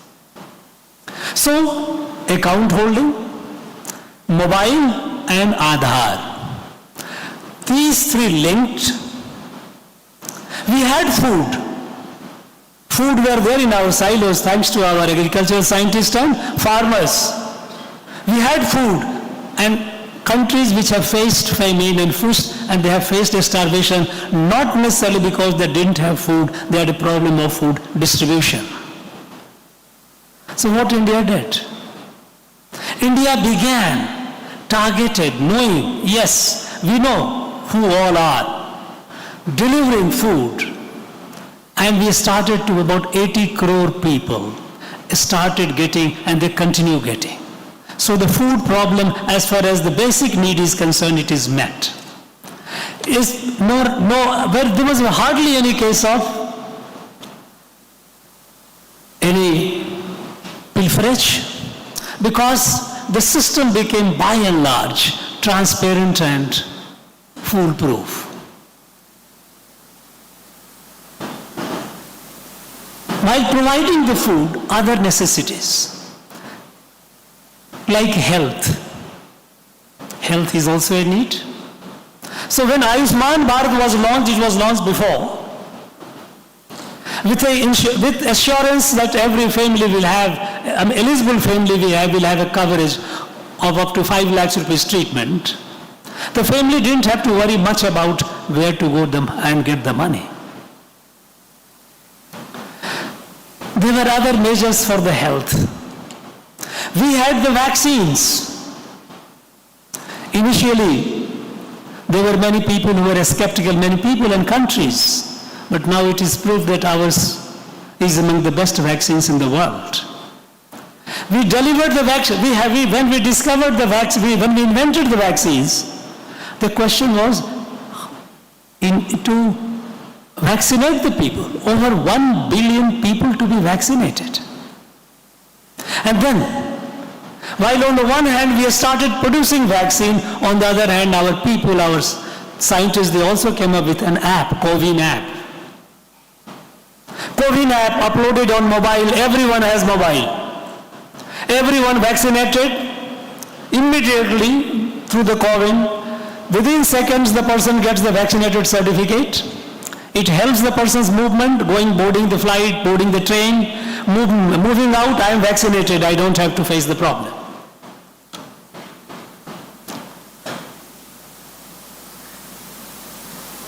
Having the vaccine, getting the people vaccinated, not once but twice, and in some cases even the third doses. This smooth operation became an shining example for the world that look, India could do that. India could deliver the food to the people, provide assistance for health through several schemes, including Ayushman, develops the vaccines and delivers the vaccines, get the people vaccinated in record time, so smartly, so smoothly, it became a case study. Now, can this experiment be, or could it not be replicated at a higher level for the rest of the world? The world started looking at it. Yes, I think there is a point we should. Take the case of climate. We know that climate crisis cannot be addressed by one country, it has to be collective. But what all India is doing, or India has been doing to address the issue. In 2015, when in the climate summit, Prime Minister took a decision that look, we will move away from this carbon, this fossil fuel, to renewable clean energy. At the time we had not fixed the target as such that by when we will move away completely, but resolution was very firm. First thing India did, we built an international solar alliance. We looked at the sun, that this sun which has got so much of inexhaustible energy, and there are many countries in the world which are sun rich, can't we tap into that energy? Because if we start looking at it, you start working on it, everything starts becoming cheaper. Initially, solar energy was expensive. It is becoming increasingly cheaper and affordable. So when India formed the International Solar Alliance, there were many skeptics in the world. There were not many countries willing to join. Of course, France was one which came. And it was headquartered in NCR, National Capital Region of Delhi. Today, more than 100 countries are member of it.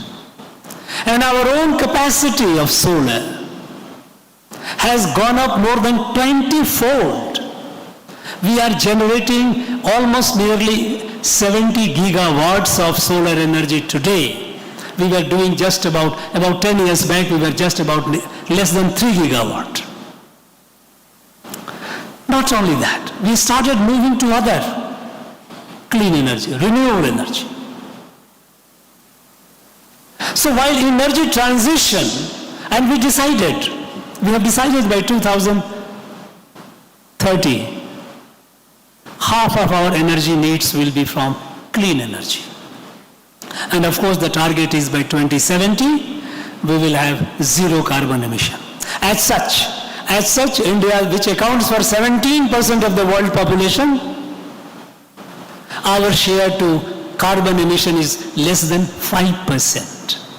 Less than 5%. As such, we are country with very, very less carbon emitting country. But we will reduce that to zero. And we are showing an example how we are moving towards clean energy, non-carbon energy. We have started wind, we have started from waste. And of course, hydrogen is the latest, which is at the nascent stage. Not only energy, when we talk about climate, it affects the fertility of the soil. The soil all over the world is getting more and more infertile. The nutrient value in the soil is reducing sharply, primarily because of excessive use of chemicals and pesticide. Now, excessive use of chemicals and pesticide, it gives you benefit in the short term, but it does damage at a long term. Very, very serious damage. And so India showed the way. We have started moving with determination towards natural and organic farming. This natural and organic farming is now catching up all over the country like a fashion and fad. Here in our own state, I have been visiting districts and remote areas, and I can see that revolution. Organic and natural farming. Climate resilient farming. For long we have been doing farming water intensive, paddy. Punjab, which doesn't have much rain. They were known for wheat production. They were the wheat basket of the country. But they also got into paddy, rice, and free electricity. They started pulling water and putting chemical, fertilizer, pesticide. Production got up, shot up. But today, it all declined. The land is fallow. The state which had nearly 3%, 3 times more than the national average productivity farm, it is today below the national average. Nearly half of it is because of exploitation of the soils. It was not a climate resilient farming, and plus because you need more water, so do underground water, you start pumping up, because for this political freebies, you get free electricity, you pump it.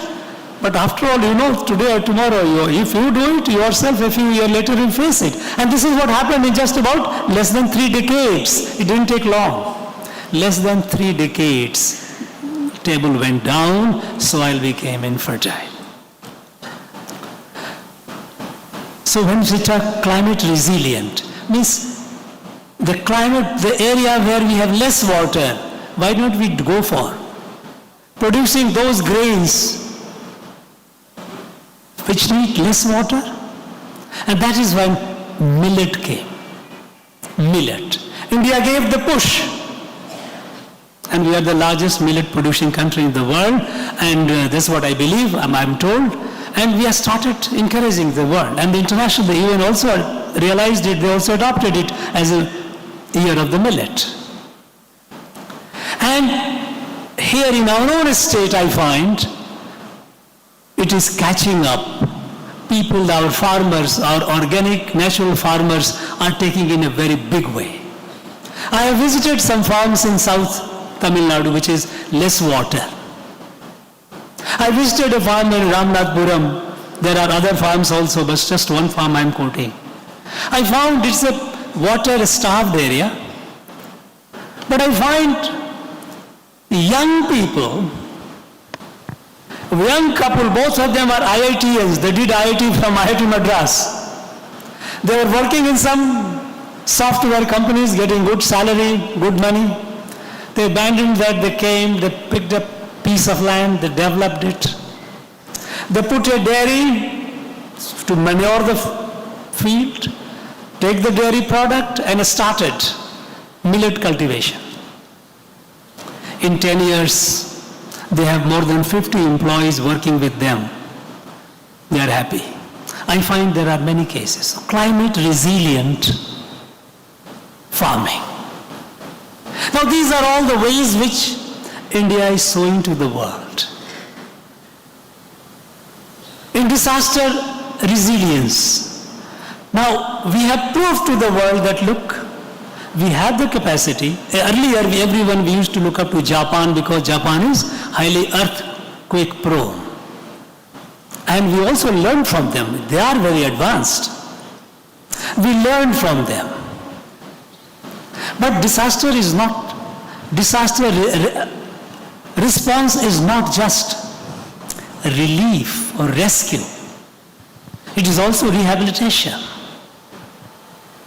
Now, over the years, we have established a credible reputation of India being capable of providing disaster relief, rescue relief, and rehabilitation. We are also helping the countries in the need, other countries. We know here and there, off and on, you would be reading in the newspaper how Indian disaster relief people have gone in foreign countries and they have been helping. Many countries are coming forward to India to sign MOU, to have a coordinated disaster relief response and also to develop disaster resilient infrastructure. Because what damage happens, the life lost, but the damage that happens to the infrastructure, it kills the economy. A building destroyed, a road destroyed, an airport destroyed, a dam destroyed. It doesn't take, it takes a lot of time and resources to rebuild it. So how to build a disaster resilient infrastructure? So now, world is coming to India and they are forming this disaster resilient infrastructure alliance. In climate, again, we are walking the talk. When it comes to poverty alleviation, you know, some months back, data has been released that in the last less than a decade, over 13.5 crores Indians have been lifted out of multidimensional poverty. How did this happen? And here is also linked with this women empowerment. This happened, again as I said right at the beginning, the Jam Trinity.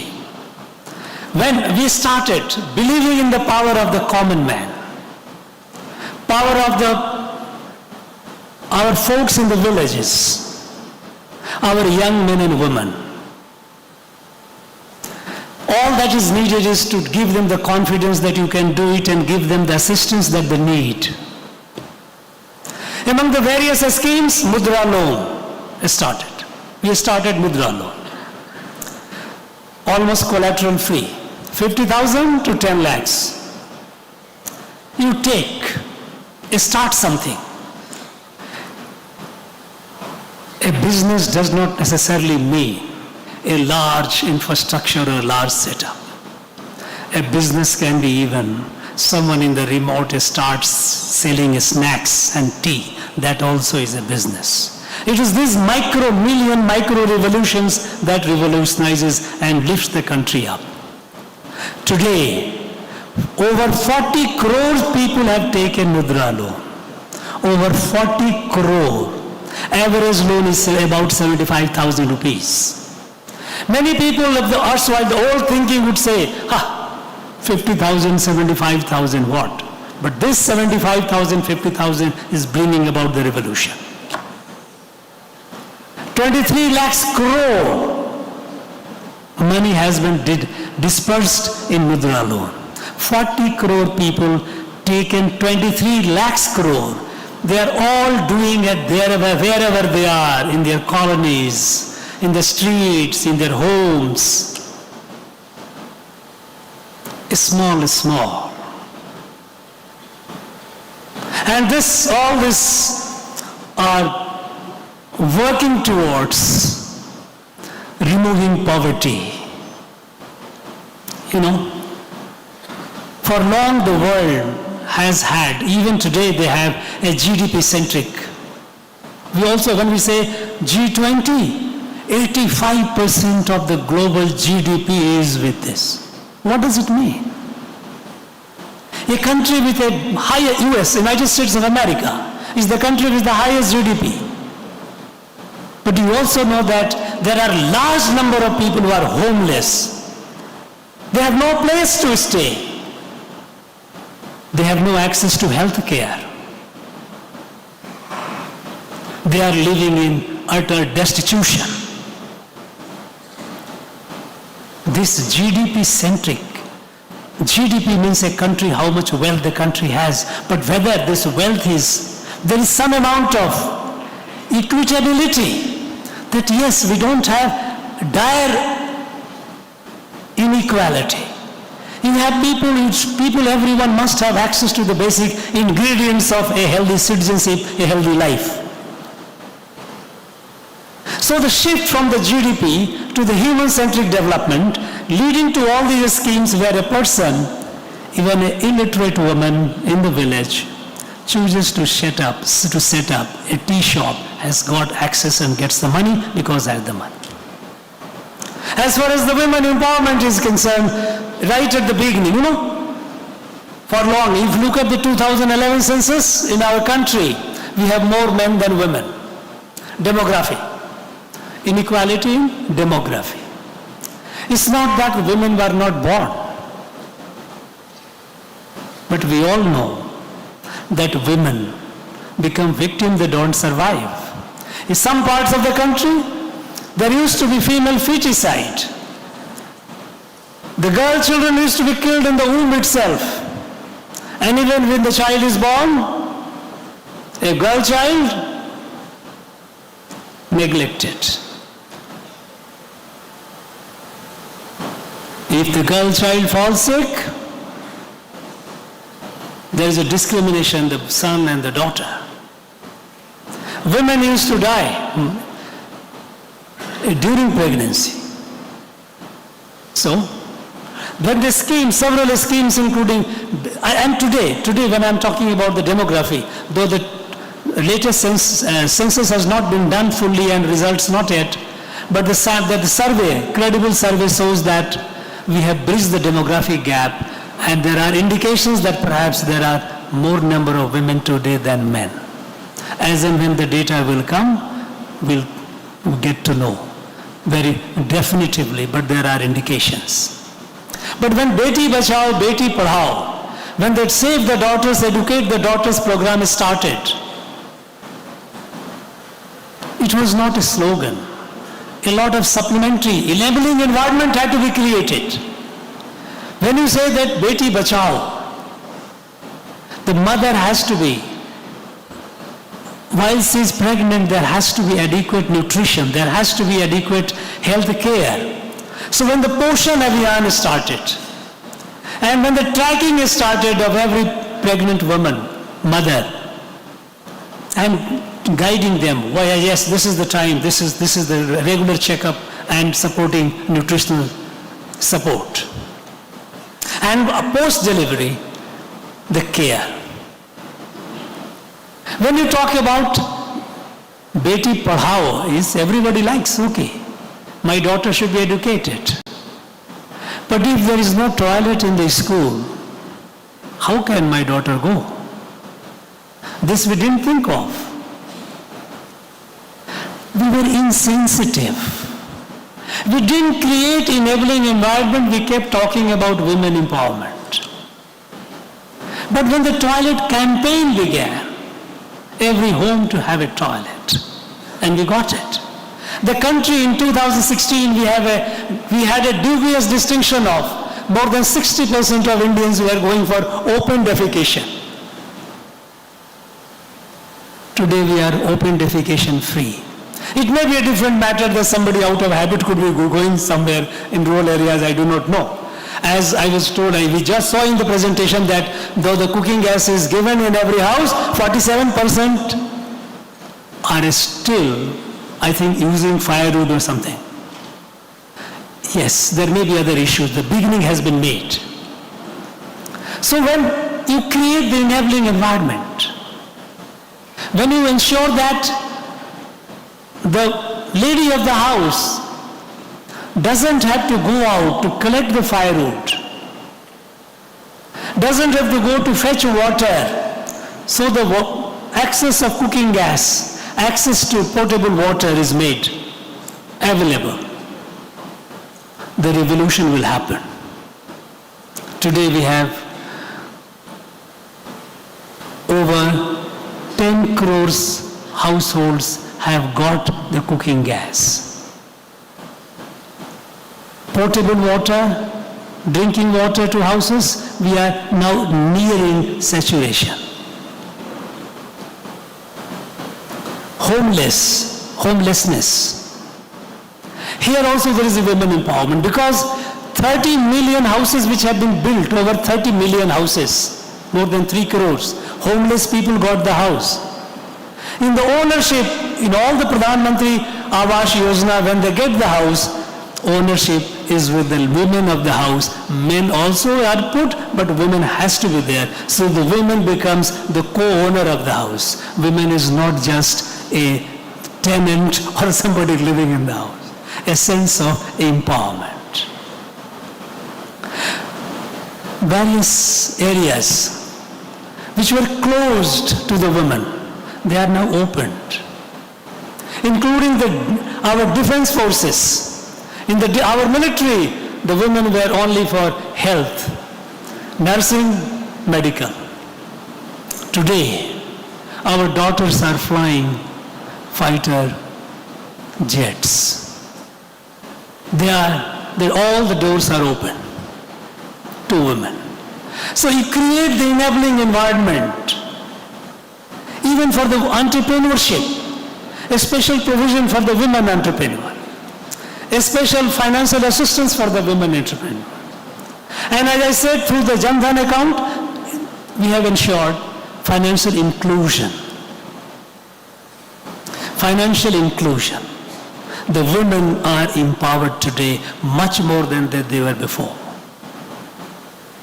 Now, this has graduated to the next level. Rather than we're talking about women empowerment, we are talking about women-led development. Women must be at the leading positions, at the leadership positions. And while in the rest of the domain environment, the gates are open, environment is being created to enable them to come forward, and they are coming forward. The highest level of lawmaking, legislative body. Now, the parliament has already made the law. Nari Shakti Vandan Adhiniyam, the Women Empowerment Bill, with the reservations for women in parliament and all the assemblies. It is being worked out soon. As soon as it is all done, it will be operationalized. But the women's say in law making is also ensured. Now, this is becoming a model for the world. The world is looking at in India.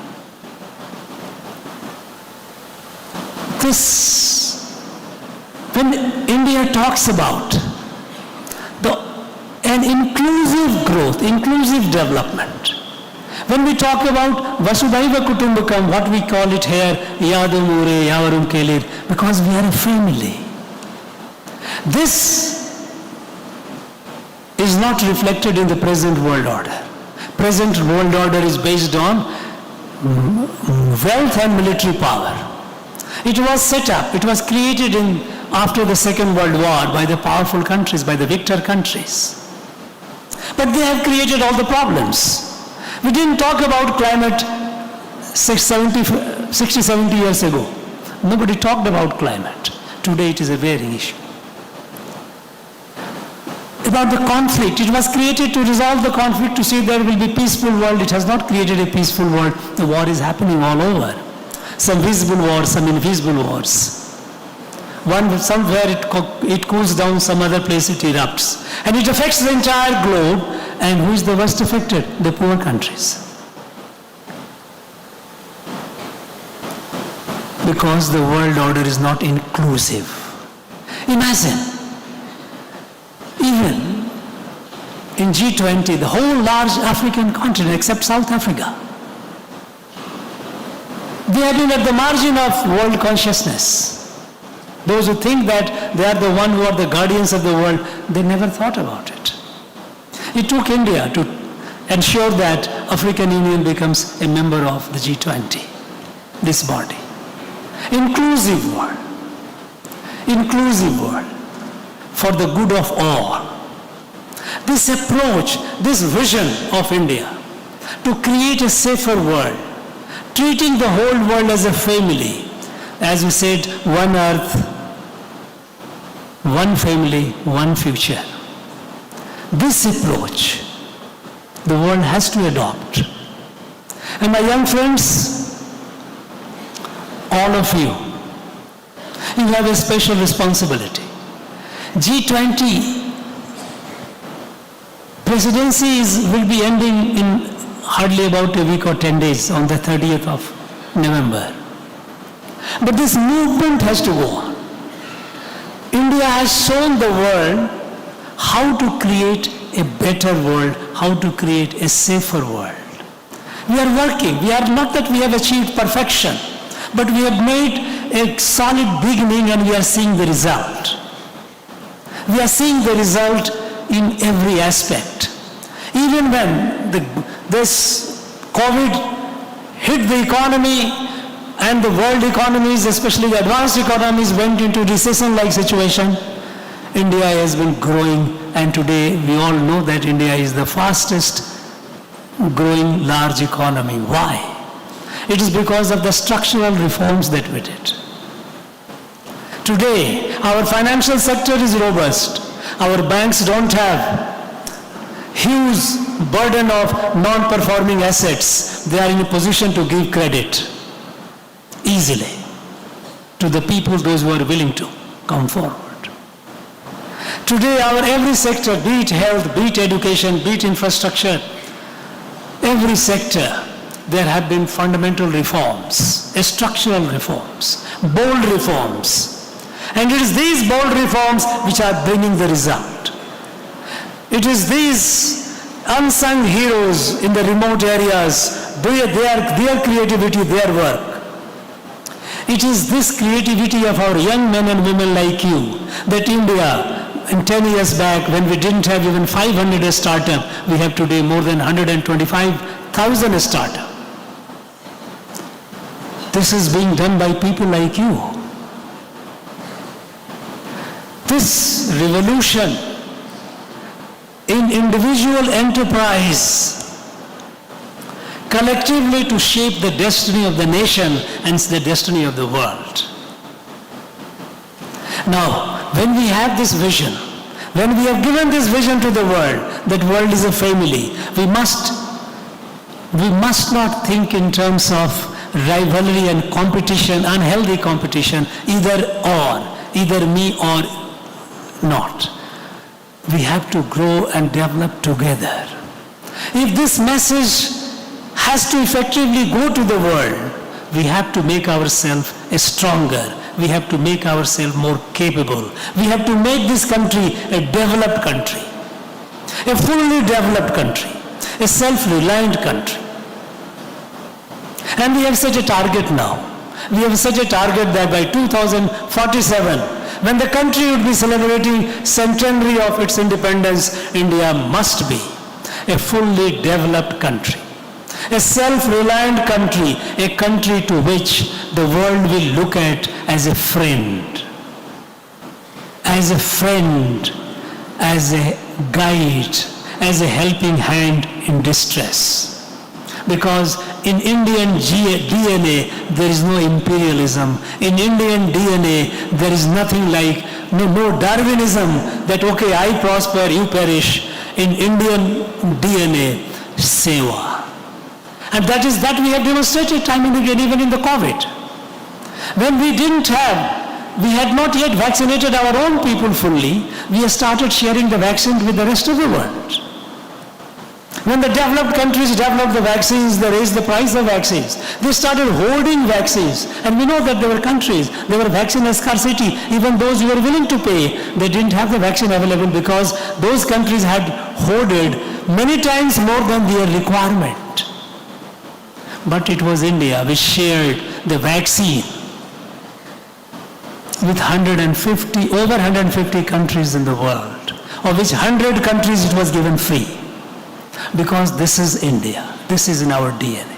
And when India grows, the world looks at India with a lot of expectation. There is no apprehension like others.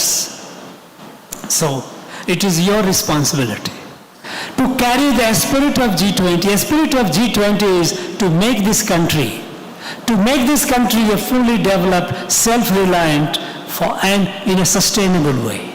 And that is why various missions like lifestyle for environment, sustainable environment. This is for all of us to practice in our day-to-day life. It is the micros. When integrated together, it brings the macro change, macro revolution. The world, the whole country looks at you with a lot of hope, a lot of expectation. And I'm sure it will carry the spirit. It will take the world forward. It will take the country forward.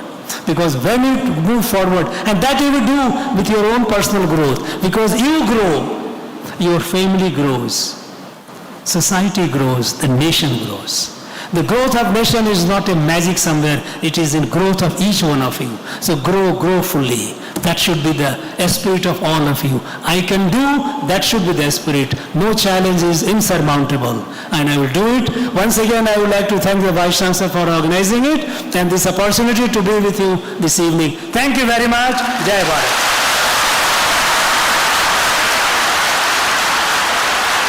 Thank you, Excellency.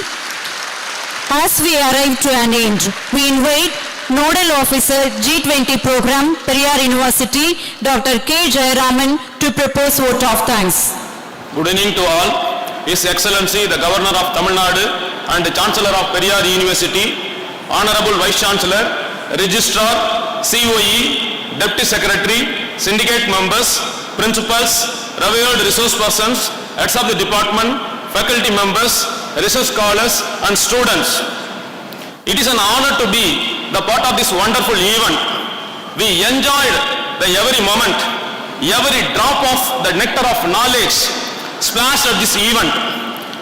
On behalf of our Periyar University, I profusely thank our His Excellency Governor Chancellor for having graced this occasion and delivered the candid and insightful presidential address, touching upon all the G20 themes and our own values of our India.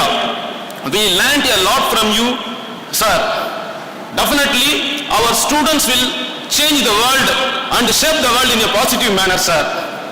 Enjoy the little things, for one day you may look back and realize that there are the big things. Started Robert Frost. A small step towards sustainable development will sustain the economy, nation and the society. I thank our Honorable Vice Chancellor who has paved the way for disseminating the knowledge related to G20 throughout the year to all the students and research scholars. Thank you, sir. Sir has helped us to learn more about Indian knowledge system. Thank you for your kind motivation, sir. I thank our registrar, sir, for being with us in carrying out all innovative ideas for the betterment of our students. Thank you very much, sir. I thank COE for his constant support. I sincerely thank Dr. B.S. Madhukar, former advisor to NAC, for his inaugural address. I thank Dr. C. Babu, psychiatrist from Salem, for his thought-provoking inaugural address. I profusely thank all the speakers from our own university and other institutions for having explored all the themes of G20 New Delhi Leaders Declaration.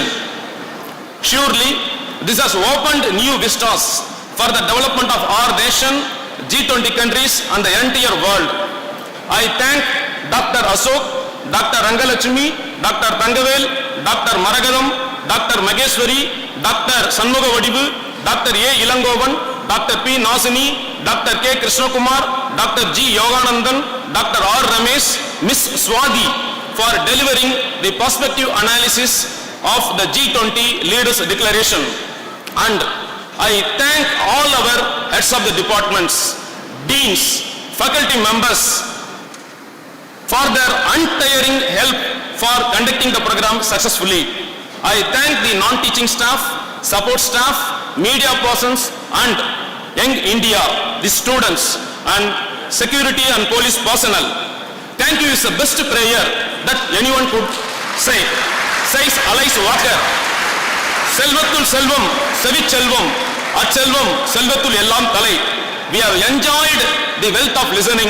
Thank you, Honorable Governor, Chancellor Sir. Thank you. Once again, I thank everybody. Thank you, one and all. Thank you. Stand all for national anthem.